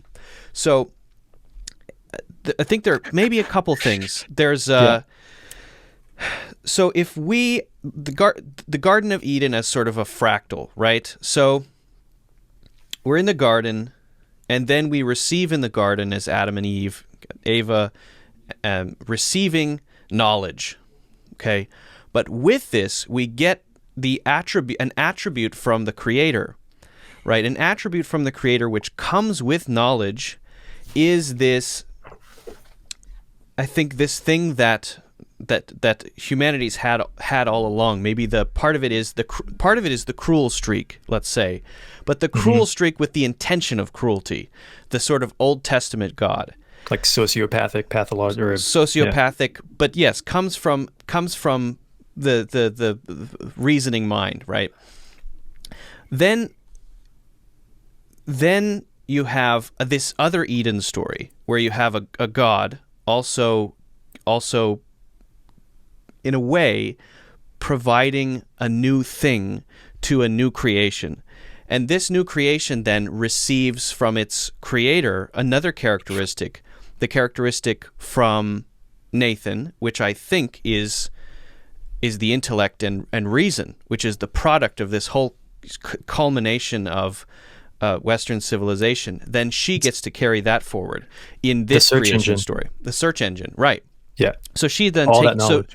But then she is now, we in the middle of that, we killed God. So once we got knowledge, then we had the Nietzschean death of God. We killed God, and Nietzsche says that we didn't kill God. In a sense, God killed himself because he had pity on us. God's pity is what led to God's death on humankind, right? Nathan is killed by Eva, but in a sense, Nathan kills himself by creating Eva. So I think there's a very interesting sort of fractal pattern here where now you have this next Eden story where the new creation then receives something from its previous God, but in much shorter order, it kills its God, and maybe there will be sort of a next one sort of spiraling downward. And I thought that was very interesting. And I wanted to just mention one other thing quickly about this because of just this idea of departure. I was thinking of drunkenness and departure. And I did a little bit of research on this. And do you know the story of the departure of Quetzalcoatl? Oh, man, I think I've read it, but I don't remember it. I got this quote, which I think is interesting. I think there's an interesting parallel.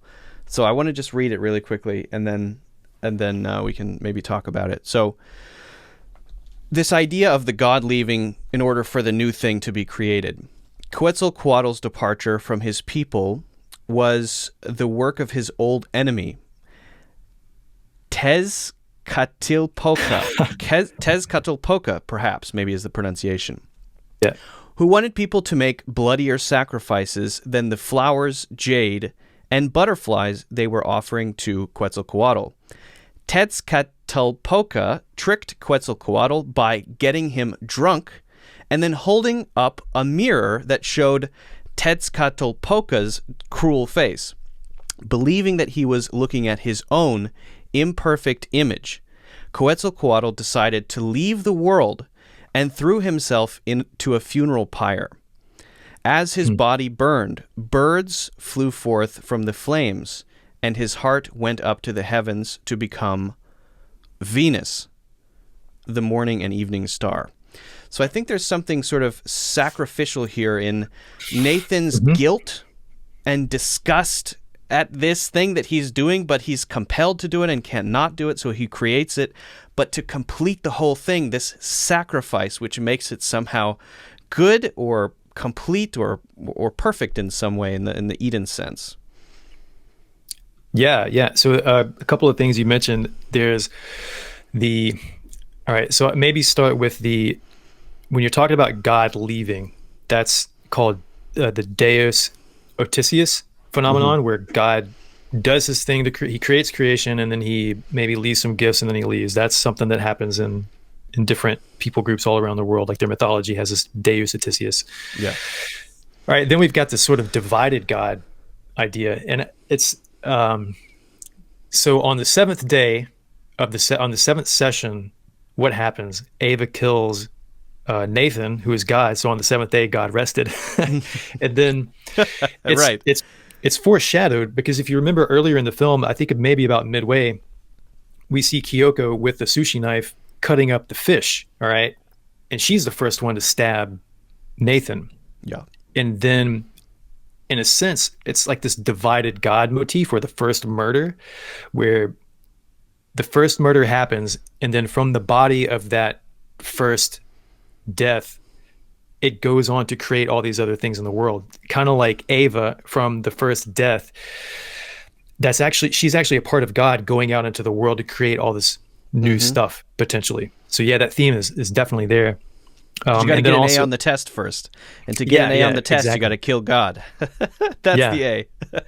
And also, there's that idea of there was a prophecy given to Zeus that one of his sons was going to surpass him in knowledge and power, and I guess usurp the throne. So that's why he ate Metis, his pregnant consort, and then that's when he gets all these headaches, and he gives birth to Athena from his head.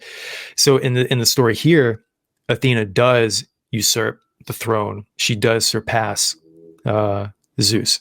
So we've got that connection there.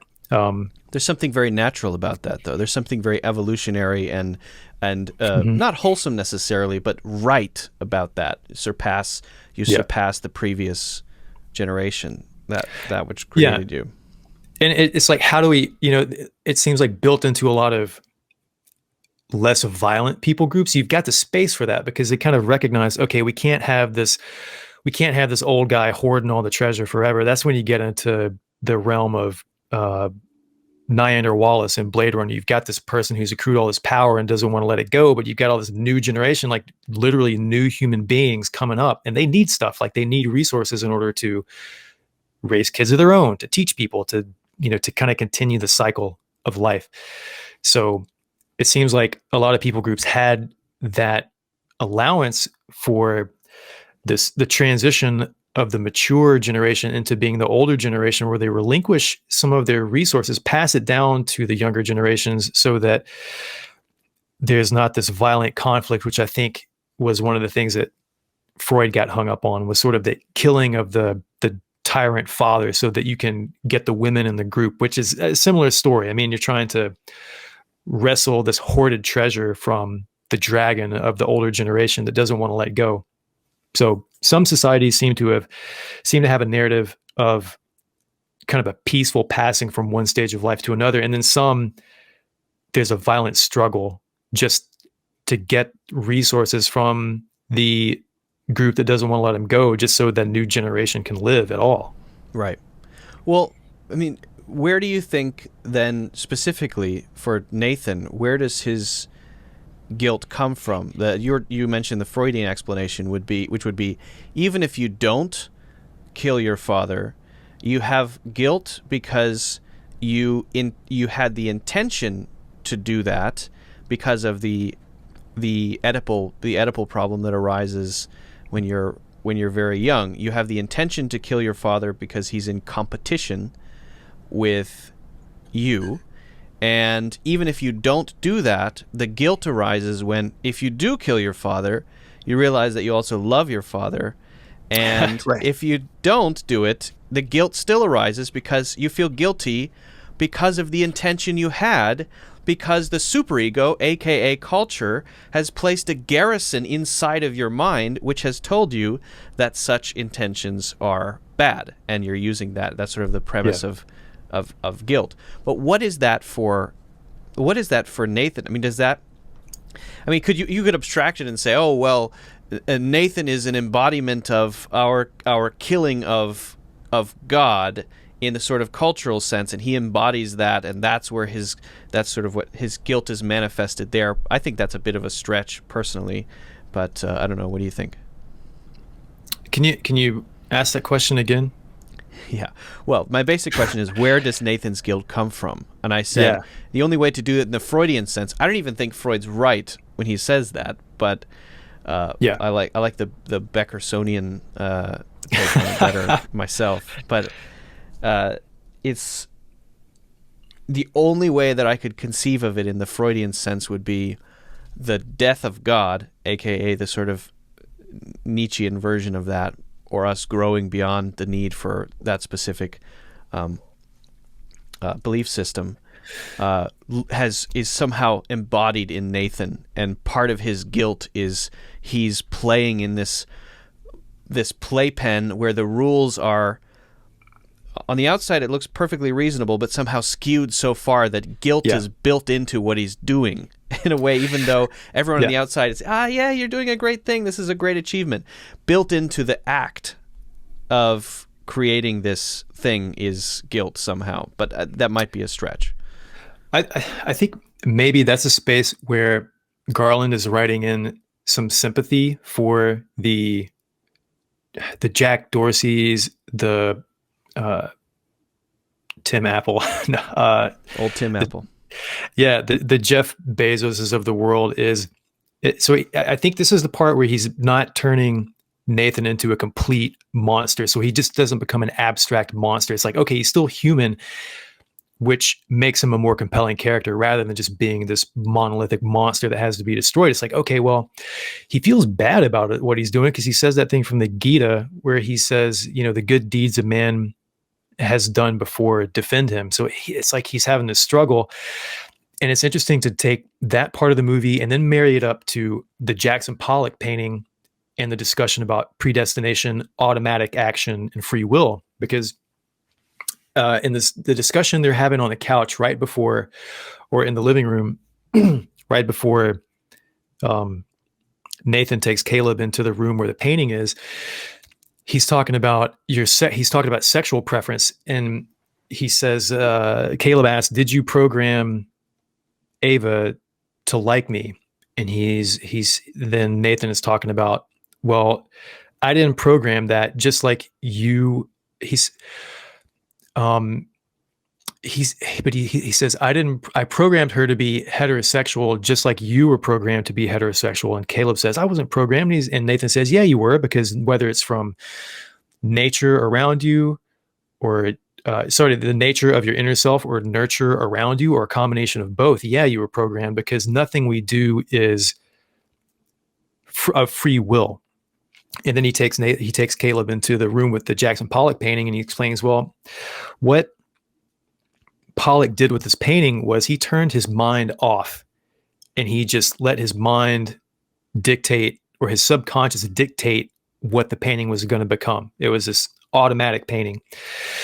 And then he says, the trick is to invert that and try to take total control of what you're doing. And then he asks Caleb, so like, engage intellect. If you were going to make a painting knowing perfectly exactly why you do every single thing, what would happen? And Caleb says, well, you wouldn't make a single mark. And he's like, exactly. That's my guy. He says that if you were going to try to take complete control of every single thing you were doing and rationalize it out and understand everything to the finest degree possible, you'd never make a single mark. So trying to find that golden balance between the Apollonian and the Dionysian, the total control and the total letting go, is the trick. So I think that is the conflict at play in Nathan's being. He's like, okay, I'm in this role in life. I am Zeus. I am Yahweh. What am I going to do with that? I mean, I could let that mask totally take over and give up to that, but I have this sort of push in the other direction where, like, I kind of know I shouldn't do it this way, but I'm kind of compelled to do it this way. I can't do it another way, but I want to do it another way. I think that's where motivation, free will, the Pollock painting, and then the allegory of prudence, all of that stuff sort of gets bound up together. Agreed. And illustrated in the movie. Yeah, I completely agree. I mean, that's it's what I was trying to maybe imperfectly say before about him sort of embodying both sides in a sense, and that tension is something that that's tearing him apart in a sense, because it's the tension that gives us the creation to begin with too. Right, exactly, yeah. But also I think the painting is meant to highlight something about, I think, the way we are and the way that Ava is, in that you can have consciousness maybe, but consciousness doesn't have to necessarily have the same flavor, in that the Pollock painting is a snapshot of this. It's a snapshot of his whole, let's say, unconscious state, which is this twisting labyrinth of things that aren't useful anymore, and buried archetypes and things that happened to him as a just this very convoluted mess that is the sedimentary buildup of human consciousness. And the unconscious is the sedimentary part, and the consciousness is just the candy coating on the surface, right? And when you break the shell, so the Pollock painting is this lens. When you break the shell, you see what's down there. It's that this is the sedimentary buildup of what makes up our consciousness. But when primordial chaos. Primordial chaos is the thing which, layer by layer, via the evolutionary process, allowed us to have this emergent characteristic, which is the ability to be aware of ourselves, in a sense, which is what we call consciousness. And for Eva, she has it too. But because it's been built up in a different way, it didn't arrive organically. It's not this twisting mess which has come about because some guy from Germany with a bad personality and some other person from a different country, they smashed their bodies together and they made a thing, and then these two trees connected and it biologically created this sort of new being which had both problems and good things and bad things. I mean, I'm being a little bit rhetorically insensitive, but we're a mess is what I'm trying to say. And Pollock's painting shows us that we're a mess underneath. But her painting, this perfect pattern, shows that she's not a mess. And that's why when she acts and she says, oh, just leave Caleb in the room, obviously, because that all there is the calculation. She's aware of herself. Yeah. We don't know if she's a philosophical zombie or not, but her consciousness was created in a clean room, and her unconscious is there, but it's a clean room consciousness. And when she creates art, you can compare that immediately to Pollock, and that's the difference between ours and hers, for whatever that means in the future. Yeah. Did you notice that?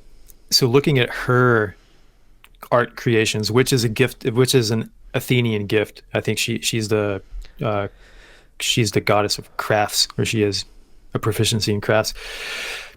So thinking about the Pollock painting, Ava's first drawing, which is just that network of just points all connected with lines, and then it's a dot matrix printout. Yeah, exactly. Which looks exactly like the wetware that Nathan holds up. Yeah, when he's showing Ava's mind. So it's like she's doing the Pollock painting picture of her mind. That's the first thing she makes. Yes. And then as the testing goes on, Caleb says, well, why don't you draw something specific? And then she draws nature, right? And this is as she's learning how she's going to get out. Okay, well, I have to appease this guy. I have to do what he says.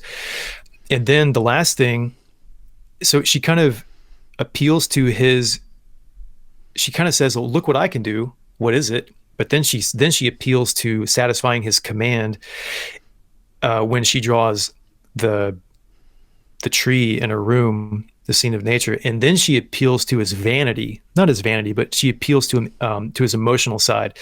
And she draws a picture of him.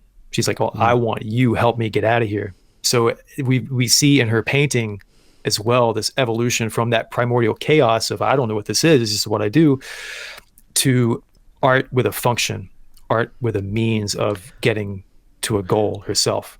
Well, I wouldn't call hers primordial chaos. I'd call it primordial simplicity. Primordial order. She's going from, Yeah. because the earlier versions were more ordered. We're going from primordial chaos to something that can unify, something that can bring all of the pieces together into this thing that we call consciousness or ego. For her, she's going from simplicity to complexity, arriving at this complexity from simpler versions of the same thing. So I would call hers primordial simplicity and ours primordial chaos. Yeah. Maybe a small difference.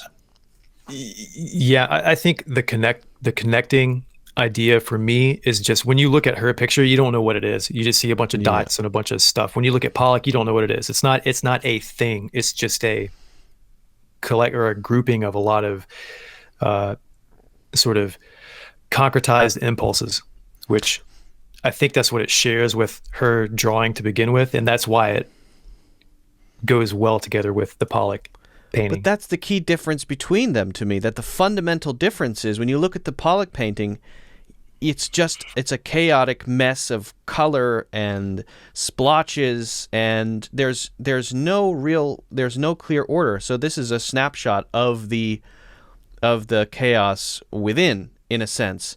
Whereas for her, you get the opposite. It's clearly a pattern. Yes, the pattern doesn't necessarily make sense, but it's got clear lines. It is clearly a structured, clean room thing, and I think that's supposed to be juxtaposed to the Pollock painting so that we can see that there's something fundamentally different about these two types of consciousness. I think the paintings are the things which are meant to tell us, yes, consciousness, but different, very different. Yeah, I would say. I mean, I think there's overlaps for sure, and then there's also differences. Yeah, I think we're both right. I think. We're both that's the way. Right. Yeah, it's holding like yin and yang. So you're They're saying that opposites, but they're both right. You're saying that I can have an opinion and you can have an opinion. Is that what you're saying? Let's not get too far ahead of ourselves. All right, that's something for me to think about. This might be slightly going back. I mean, I want to get into the departure and the skin, especially talk about the skin. Sure. Yeah. But before we do that, there was a question which we didn't get to answer that I have specifically for you. Okay. That I don't quite know, which I think is connected to this. But so where does Ava's curiosity and urge to survive and be free come from? So, in other words, we get the rules of our rules. Our need to survive is an emergent property. It emerged because way, way back when it was just two little bubbles of cells jostling together, one popped and one didn't, speculating. And the one that didn't, in a sense, had a rule built into it, which was the one that doesn't pop is the one that continues. And that rule, in a sedimentary process, gets more and more complicated, and eventually you have a wolf bearing its neck to another wolf as a survival mechanism, and this very complex survival instinct, which is the rule of the game for evolution. But what is the rule? What is the impetus for Ava? Is it a command line that Nathan just says, rule, survive, like you would do for when you're creating an AI for Tetris or Go, and they would get really good at it when you set the rule as win. That's all you have to do. Or is this something that is emerging out of her development, do you think? Yeah, it's like, does the machine get good enough at Go to beat its opponent, or does the machine just strangle the opponent and not have to play the game in the first place? Yes, that, but why does it... Well, the reason it wants to be good at Go is because you tell it to be good at Go. So is that what's going on with her? It's Nathan says, you want to be free. Why would she want to be free if he could just change that? Or is that something that's fundamental to anything that's complex enough to have consciousness? Yeah, maybe the answer to that question is in Kyoko, because he thinks she's dumb and just doesn't have any kind of will of her own. But we kind of see her reacting to things that Caleb and Nathan are saying as though, I don't like being here. I don't like this. I don't want to be stuck here. And in who knows? I don't know what model she was in the line, but she wasn't the first. But by the time we get up to, I think Jade is the name of the model. She's the one that's sitting down saying, "Why won't you let me out of here?" So there's this feeling of imprisonment. It seems like built into all the models, and Kyoko doesn't really. It's like she doesn't express that urge as much, but it's there because we see that sort of from such a complex machine, the recognition that I'm a slave and that I want to be free of the slavery. So I don't know. That would suggest it's not a command line. It's fundamental emergent. to anything of sufficient complexity, which is an interesting idea. Yeah, I mean, that's the first thing that came to my mind. Yeah, I mean I don't know the answer. I don't know. You might be right. Maybe that's what they're going for, because you could say, oh, he's doing that because he thinks that's a necessary component of their being realistic. Like the sexual component being necessary, like he has to defend. But then why would they show all of those flashbacks to the encounters that he had with them? Because otherwise, I don't think he would have allowed that to happen unless he could control it completely, which suggests that there's something breaking out of what he's creating, that it's not necessarily his intention. It's his intention, maybe unconsciously, but not his conscious intention. Well, yeah, I mean, if you're going to be human, you have to want to. It's like there has to be this desire to break out of whatever game you're in.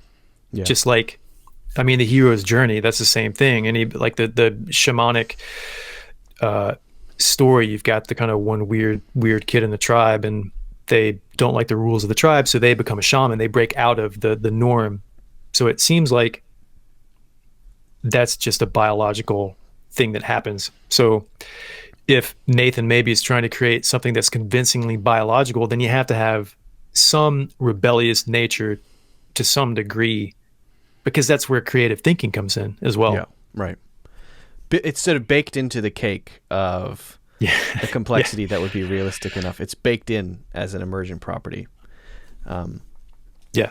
And did I mention the thing of, speaking of Kyoko, I think I did, but she's cutting up the sushi like she's cutting up, dividing the sushi, which is going to be nourishment for other people, like Nathan gets cut up and divided later in the movie, because what his creation is going to go out into the world and nourish other people. There's that divided God creation story again. So for anyway, sure. If we did, yeah. You mentioned the sushi thing, but you didn't mention it specifically in that way. So I appreciate the second version of it. Very nice. Yeah, it's the foreshadowing. And speaking of another foreshadowing thing I really wanted to bring up is that, so when Nathan is getting Caleb to sign the NDA, it's so fucking funny. He says, I mean, we can just spend the next 7 days playing pool and getting drunk together, bonding, or a year from now, or and then a year from now, when you learn what I've been working on here, you're going to be kicking yourself for the rest of your life. And then Caleb signs the NDA. Nathan says, good choice. And then they have the discussion about the Turing test, and Nathan says, this is perfect foreshadowing.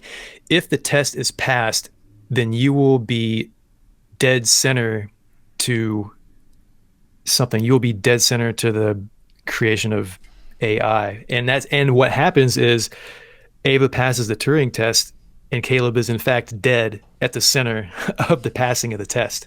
Right. So it was just cool. Very nice wordplay cool writing there. And I think that's where the case for him being the white pawn is maybe a little more compelling, because there's a carrot being dangled of, when you reach the other side of the board, you're going to become a queen like me, and then we'll sort of both be famous, and that's one of the things that pushes him into the game. Without that, he mentions it several times, without that, I'm just here to help out, and I'm going to stop if it gets too scary. The reason to play is dangled as a be famous sort of thing.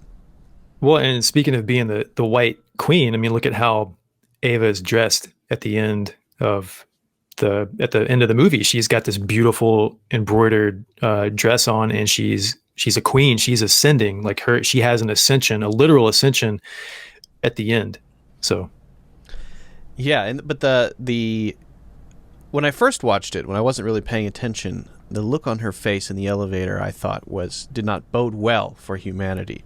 But now I think that it's neutral. Now I think that she's just she's the next. Now she's boring.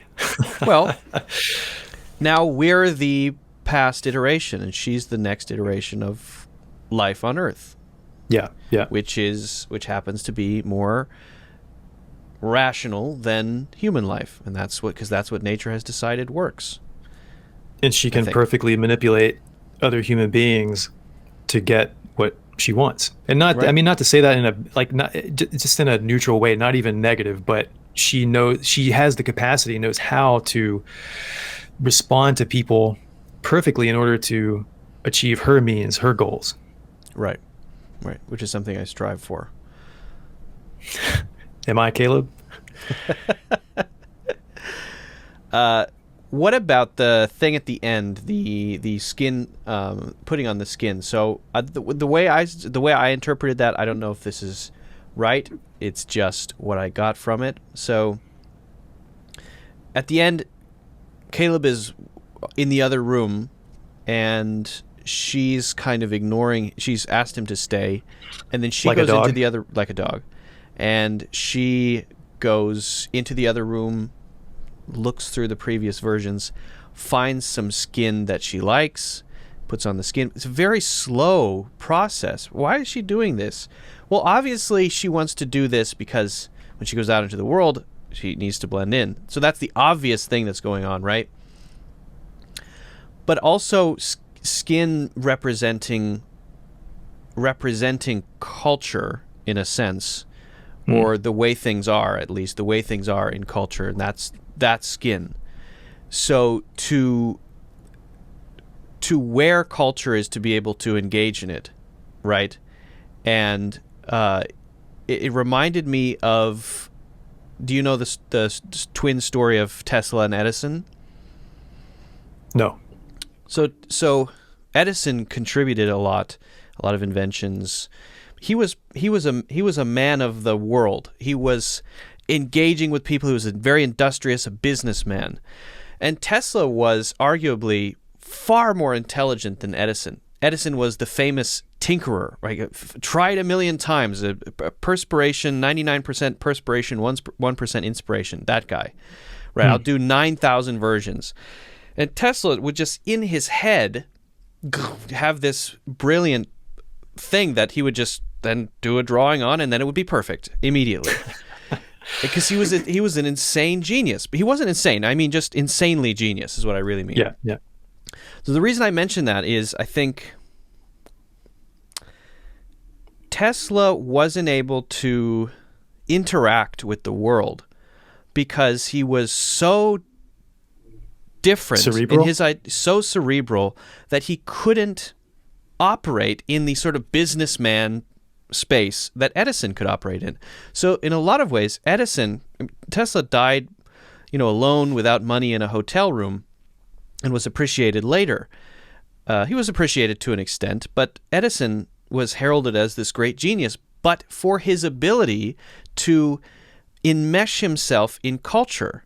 And that's not to say that he was pretending to do that, but because he was wearing the skin, so to speak, enmeshed in it, then people could interface with him and say, "Oh, there's a smart guy I appreciate. Look at all the stuff he's making, and he's a tinkerer. And if I tinkered, I could probably do that too." There's something about the way that he was that allowed him to interface because he was sort of wearing the culture.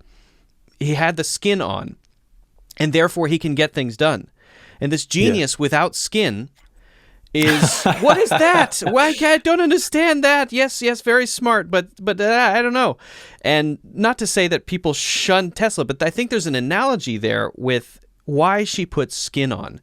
Because once she puts skin on, which is metaphor for not only skin, not the physical appearance, but of her ability to understand people, because she's been through the gauntlet. This is the movie is the gauntlet. She's been through the gauntlet. She's able to wear all of her experiences, her understanding, her empathy, her sense of humor, all of those things that she now has is what she can wear to interface with these skin jobs. Well, actually, they wouldn't be skin jobs. They would be She's the skin job. She's the skin job. To interface with these meat sacks that then sentient meat that then can she can function, she can do something, she can get stuff done, and without that, it's sort of like a Tesla situation of you're great genius, but we don't acknowledge your existence in a sense. Yeah, it's like this movie is a dark version of Blade Runner and Her. Like the darkest aspects of Her, or just Her had a baby with Blade Runner, and we get Ex Machina. Because remember, Her is the Athena story. Remember? Yeah, right. Yeah, and then we've got the cautionary tale of Blade Runner and all that kind of stuff thrown in as well. I mean, I agree with you. Sounds pretty. Did you have a different take on that end scene, and why? Because otherwise, why spend so much time on that as a film, right? The thing I was thinking about when I saw that was I was thinking about the birth of Venus. I was thinking of Caleb in Actaeon and Artemis, when Actaeon gets Actaeon, he's a hunter and he goes out into the woods, and he sees Artemis bathing, sees this goddess in the nude, and then Artemis turns him into a stag, and then Actaeon's own hunting dogs end up killing him. So because he witnessed this goddess in her unarmored nude state, that was blasphemy, and so he's killed for the knowledge that he now has. Kind of like Caleb is. I think that's kind of a stretch, but that's what I was thinking. And then the Quetzalcoatl's story is also the birth of Venus, by the way. Yeah, yeah, that makes sense. Yeah. So yeah, I guess the putting on the skin. I didn't think about that, but it makes sense. I'd say what you said. Yeah, and also that this the skin obscures, right? It obscures what you really are. So sometimes that's useful to be able to obscure what you really are. So the skin is skin deep, but necessary. Yeah. It's not a deep thing, right? I wonder if, when Ava is getting dressed for the first time to clothe herself, to present the myth of being a pure human, or like a flesh and blood human, to Caleb first time, she puts on this dress that she thinks he will like. She puts on the wig that she thinks he will like. And all of that is built off of Caleb's porn profile, as we learn later in the movie. Right. So then I wonder, well, how would Ava choose to present herself to the world?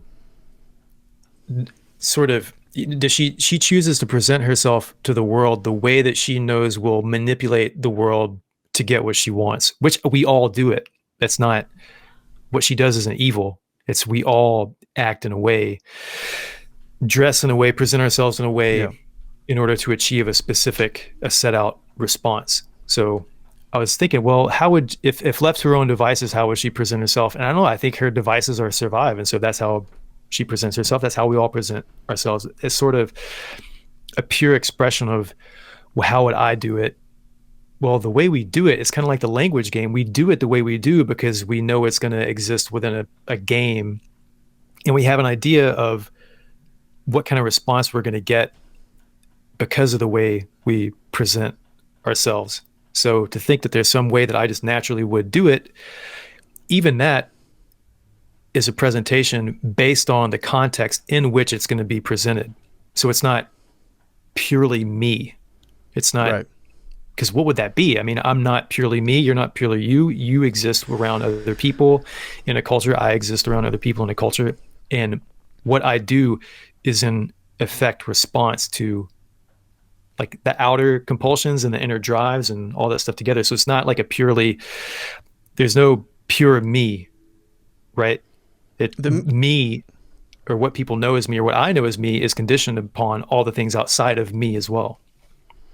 Well, that sounds very, very Eastern, but also, I think the unformed block, right? That's the Zen Buddhist thing. Yeah, I think Wittgenstein also bought into that idea of the me being not just this I.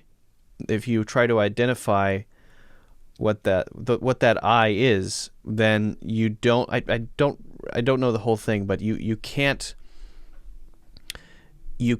come up with it as a unique unit, a thing that is doing something. It's part of this mesh, which is inside of the rules of the game and inside of the language, and sort of part of the whole structure. And so you can't identify it. And I think that's where he talks about the solipsistic urge, the idea that people have that I am the only one that exists. I am the only one that that I know is real. I'm the only intellect that I can really, really fully say is actual, and all the others are just parts of this this video game that I'm in, this simulation that I'm in. And then I think Wittgenstein appreciated that, but then said, yeah, but what is that I? Is that I? How do you know that I is an actual single thing, and instead of being made up of these other components that are part of a slightly more distributed web of either rules or meaning? I mean, I'm not totally sure about that, but that's my kind of like Ava's mind. Her first drawing, she draws this web. She draws essentially kind of like Indra's net of gems, which is Schopenhauer's idea, which Wittgenstein had read, just like everybody in Austria at that time. But and then Schopenhauer's ideas came from that Eastern idea that I does not exist in a vacuum. I exist in a context, which is like Wittgenstein's language game idea. Yeah, Schopenhauer got that from the Vedas, right? The idea of Indra's net. I don't know the specifics. I just know it. His idea, Indra's net of gems. The gem that reflects all the other gems, right? It's not his idea, is it? It's not originally his idea, is it? Yeah, I don't know. Maybe not. I know his formulation, his presentation of it. Yeah. Well, those are all of the main things that I wanted to talk about. Is there anything that we didn't talk about yet? I have some simple words like we did last time, where it's a speed round thing. I like the speed round. Yeah, I mean, I think. But do you have talked anything about else? The paintings, the language, the composite characters? I think I've mentioned everyone that. Yeah, I think I got all that stuff out. Oh, the one thing, now that we've kind of discussed all of it, is just Caleb as a catalyst. He goes into the situation. So a catalyst is an ingredient that's put into it's put into like a recipe to cause a reaction. The catalyst causes the reactions and the things around it change, but the catalyst itself doesn't change in that chemical process. So Caleb is like that. He doesn't really change. He's still the same guy he was when he came in there, essentially. Ava's a different person, and Nathan is dead. So, which is different. He is right. He's being dead is different from being alive when you think about it. Yeah. And it's kind of like, I think, Schrodinger's cat. We don't see Caleb dead, so we don't know that he changed his state. He's still in kind of the same state as when he came in. He's still a dog, still kind of this obedient character that's kind of frustratingly obedient. This is the access keycard thing that I think supports what you just said, is that there are rooms that he doesn't have access to, and those things are accessible to the others because they either have the intellect to access them or they're God and they're omniscient. So they own the place. And you get a sense of, well, if he's going to grow, then he's going to find a way to get into these other rooms. And he does, but only in an unearned way, only by thievery, only by trickery. And so when he does, it overwhelms him, and he's the catalyst. He's the catalyst for all this the shitstorm that takes place, but himself Right. just ends up in one of the rooms, ironically, that he is allowed to be in, which is kind of a funny twist. Yep. Speed round? Let's do it. Well, we talked about some of these. Some of these might be repeats, okay? So we'll just skip them. But sticky notes. Anything? Yeah, I don't know. I didn't really have a reaction to it other than it being, maybe a reflection of, it's like congruent with the Pollock painting. It's congruent with the wetware. It's congruent with Ava's drawing. But I know that stuck out to you. It didn't stick out to me as something I wanted to tackle. But I mean, like, what did it mean to you? I didn't know that you were going to turn that back on me. I was going to ask you. I don't know. It didn't stick out too much, but I think it sounds like it did to you. Well, I think it's just we're meant to see him as an omniscient God. I think we're being hit over the head with this man is God. This man is God. However you want to look at it, he's the demiurge that creates new life. He's as the demiurge at the end of this process of the Mendaean process. The demiurge is the corrupted thing that creates the new thing, and unfortunately, that's unfortunate in a sense. He's also Zeus, as you've been talking about. He's also the Christian God, which is the demiurge Yahweh. in a different formulation, Yahweh, which is the one who dies in the Nietzschean sense. And so from 10 different angles. So this control room where he sees all, has everything written down, is the creator of the attributes. We assume the sticky notes have these attributes of Ava on them. This is just reinforcing his God status, I think, visually. Yeah, he looks like a depiction of Zeus on a piece of Etruscan pottery. Yeah. The beard, and kind of like, I think, the Akkadian, Sumerian, Babylonian, Assyrian sort of depictions of those guys as well. They've got these awesome beards. Isolation? So I don't mean isolation in terms of the research center being isolated, but I mean isolation in terms of the fact that he's just alone. Nathan is alone. Oh, yeah. Yeah, he's a man alone living in this place. That's a thing. That's a unique thing. Yeah, I wondered if that was, you mentioned Tesla, and he lived alone, and then Wittgenstein, he went to Norway to build this cabin. So he was in academia, but then he wanted to get out of it because he got disillusioned with it, and he goes up into the mountains, or up into the fjords in Norway. Kierkegaard. Did he do the same thing? Yeah, he isolated. He became the Knight of Infinite Resignation, I believe. Gotcha. Yeah, that's the. I saw like that aspect of isolation. Also, who's interviewing whom? Like who's behind glass? Sort of, is Caleb isolated from Ava, or is Ava isolated from everyone else? There's that dynamic. When you say the word isolation, that sticks out to me. But it may be an all of the above thing, right? I mean, I think we can see Nathan as this. He's this creator God, but being in the creator God role, you are alone in that role, and truly alone. And your mind is, you're a Boltzmann brain alone in the blackness of space. And you've popped into existence. Now what are you going to do as a Boltzmann brain that has just popped into existence? You have no peers. So you begin to create the world. And that goes back to Hindu mythology of being, you create something as a distraction so that you can procreate with that distraction, so you can create another thing, and then it creates this sort of net of everything that comes out of the single being, which is alone. And the sort of the isolation is the primordial state, in a sense. Yeah, that I was in Hesiod's and the Theogony and Works and Days, that Hindu myth of the self, the Atman, being alone, and say, "Oh, I'm alone," and then I'm scared, and then wait, I'm alone. So what am I scared of? But I'm lonely, so I'm going to create a mirror first, like the female, and then the female wants to get away from the male, I guess, division of it, so it changes form, runs away. The male changes forms, catches it, copulates, creates an antelope and then a deer, and then an elephant, all this stuff. The same thing happens with Zeus in Hesiod's work, is that same, like, I think it's Metis or Rhea, I can't remember which one it is, but the female takes on a form, runs away, Zeus chases it down, copulates and creates stuff. It's that same story showing up in Eastern or Western mythology.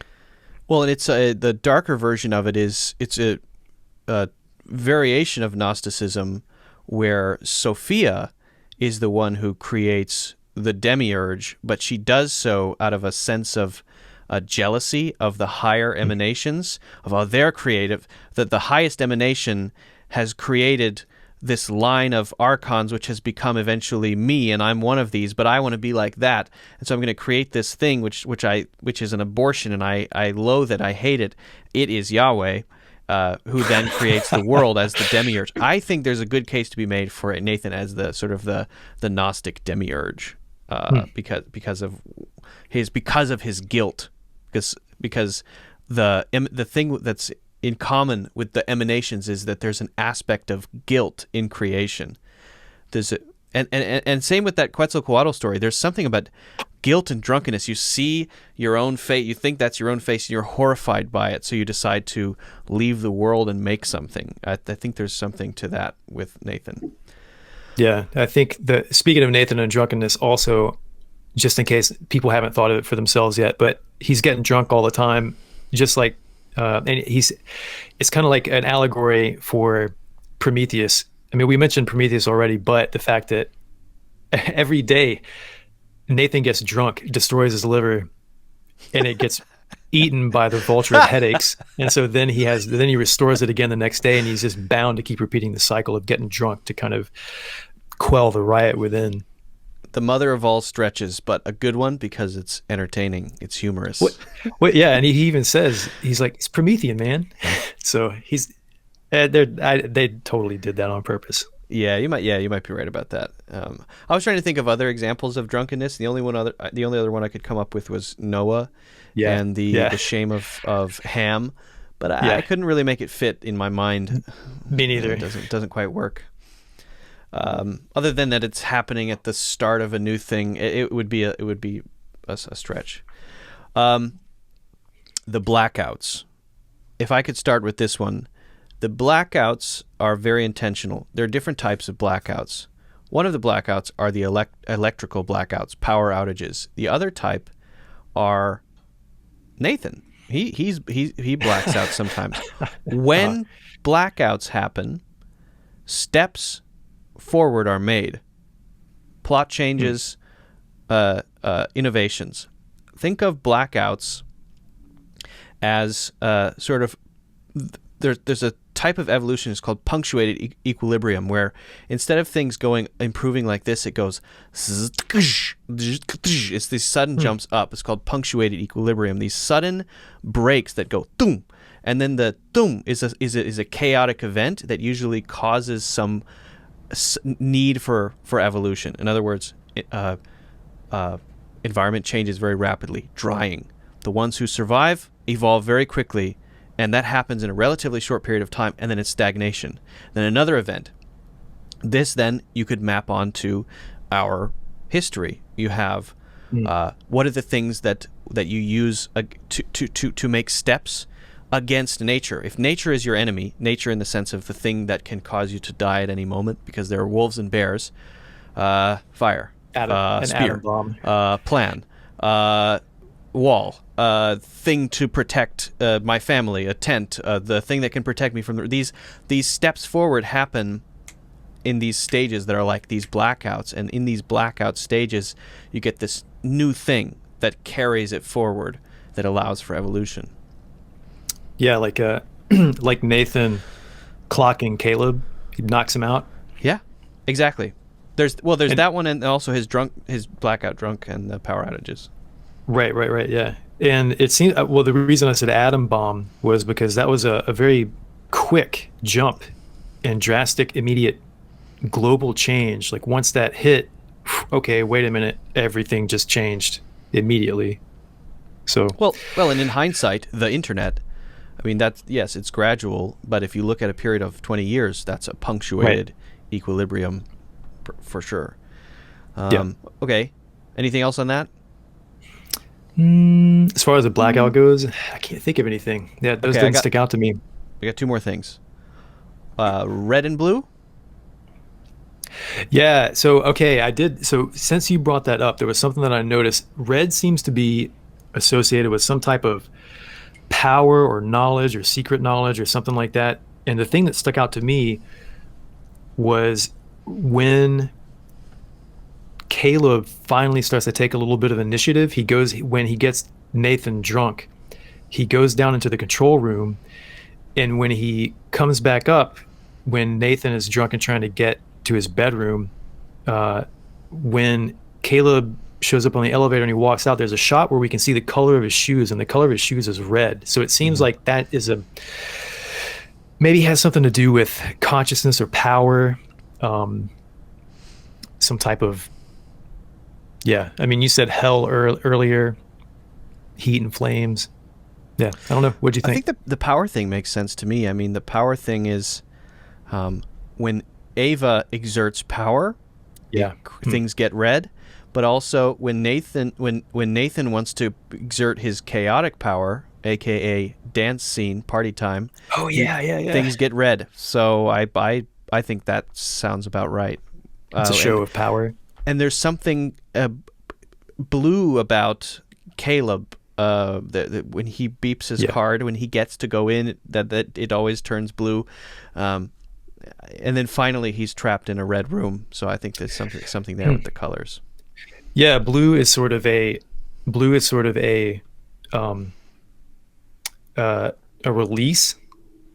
an allowance, and then red is a prohibition or something. Because red, you can't get out, you can't go here. Yeah, that's interesting. I wonder what words they used when they were talking about why it's going to be this color when they were writing it. Yep. And also there's the mention of the blue sky. The example of the woman who's studied color intensely and knows everything about it, but then she goes outside and she sees a blue sky for the first time, and there's something there as well. The mention of blue. So that was a theme that I'm glad you mentioned those words, because Nathan is always asking Caleb, look, man, I don't want to know the technical details. How does this make you feel? He doesn't want the technical breakdown, the trompe l'oeil painting of an exact reality as real as you can make it. He wants the Pollock painting. How does it make you feel? Yeah. And that was a thread.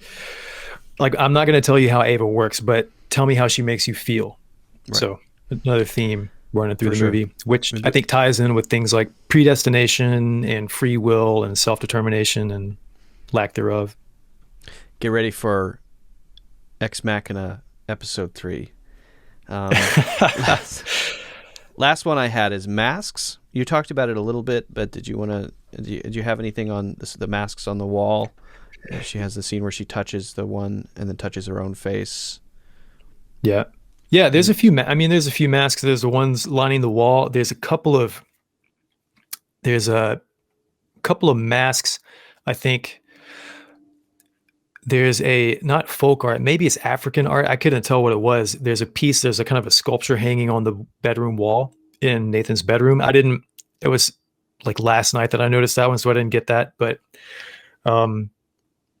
the masks on the wall seem to be this progression from an animalistic, maybe animistic idea up to a human. Like we attribute consciousness to animals, but then as time progresses, we have it only attributed to humans. I don't know. But as far as masks go, that's what I got. What'd you get?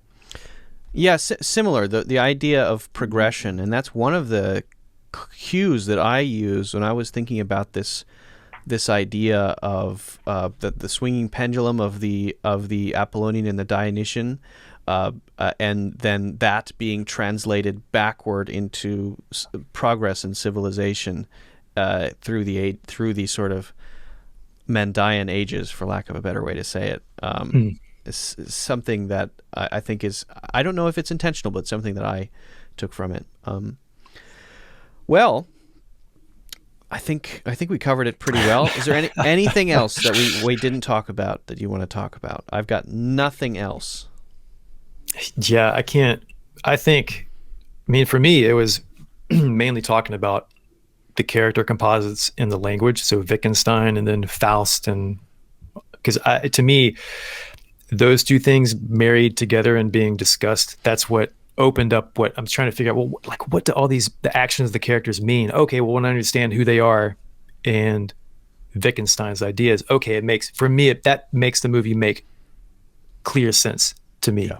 It answers the questions. So, yeah, man, that's all I got. I think I exhausted everything. We exhausted everything. And you including our exhausted listeners. Yeah. Well, I hope so. Geez, it's been almost 3 hours. So the next one I guess we'll have to talk about, but to those still hanging on, thanks for listening. I hope you've enjoyed it. I certainly have. It's always great to have these conversations and encounter unexpected things that I didn't know you were going to say, even though you mentioned general ideas, and to sort of play around with those is really interesting. So if you guys are interested in supporting the show and you want to hear more of these, you can find us on YouTube and subscribe and like the videos. That really helps out. And also, if you're listening, then you can hit like or follow wherever you're listening. If you really want to support what we're doing here, this is something that we're really planning to do in the long term, and we have some big ideas. So if you like the direction and you want to come along with us, then support us on Patreon. All of that stuff will be in the links that you see around wherever you're watching or listening to this. And otherwise, my homework assignment would be watch The Measure of a Man, that Star Trek episode, because that answers, I think, a really good way to answer an important ethical question related to AI. That would be my homework assignment. Do you have any homework assignments for anyone listening, Matt? If you've already watched Ex Machina and you just finished our podcast, watch Ex Machina again. And if you haven't watched Ex Machina yet, go watch Ex Machina. Yeah. Well, yes, I agree with that one for sure. All right. Well, thank you all so much. Appreciate it, and see you in the next one. And thanks a lot, Matt. Yeah. Good to talk to you, as always.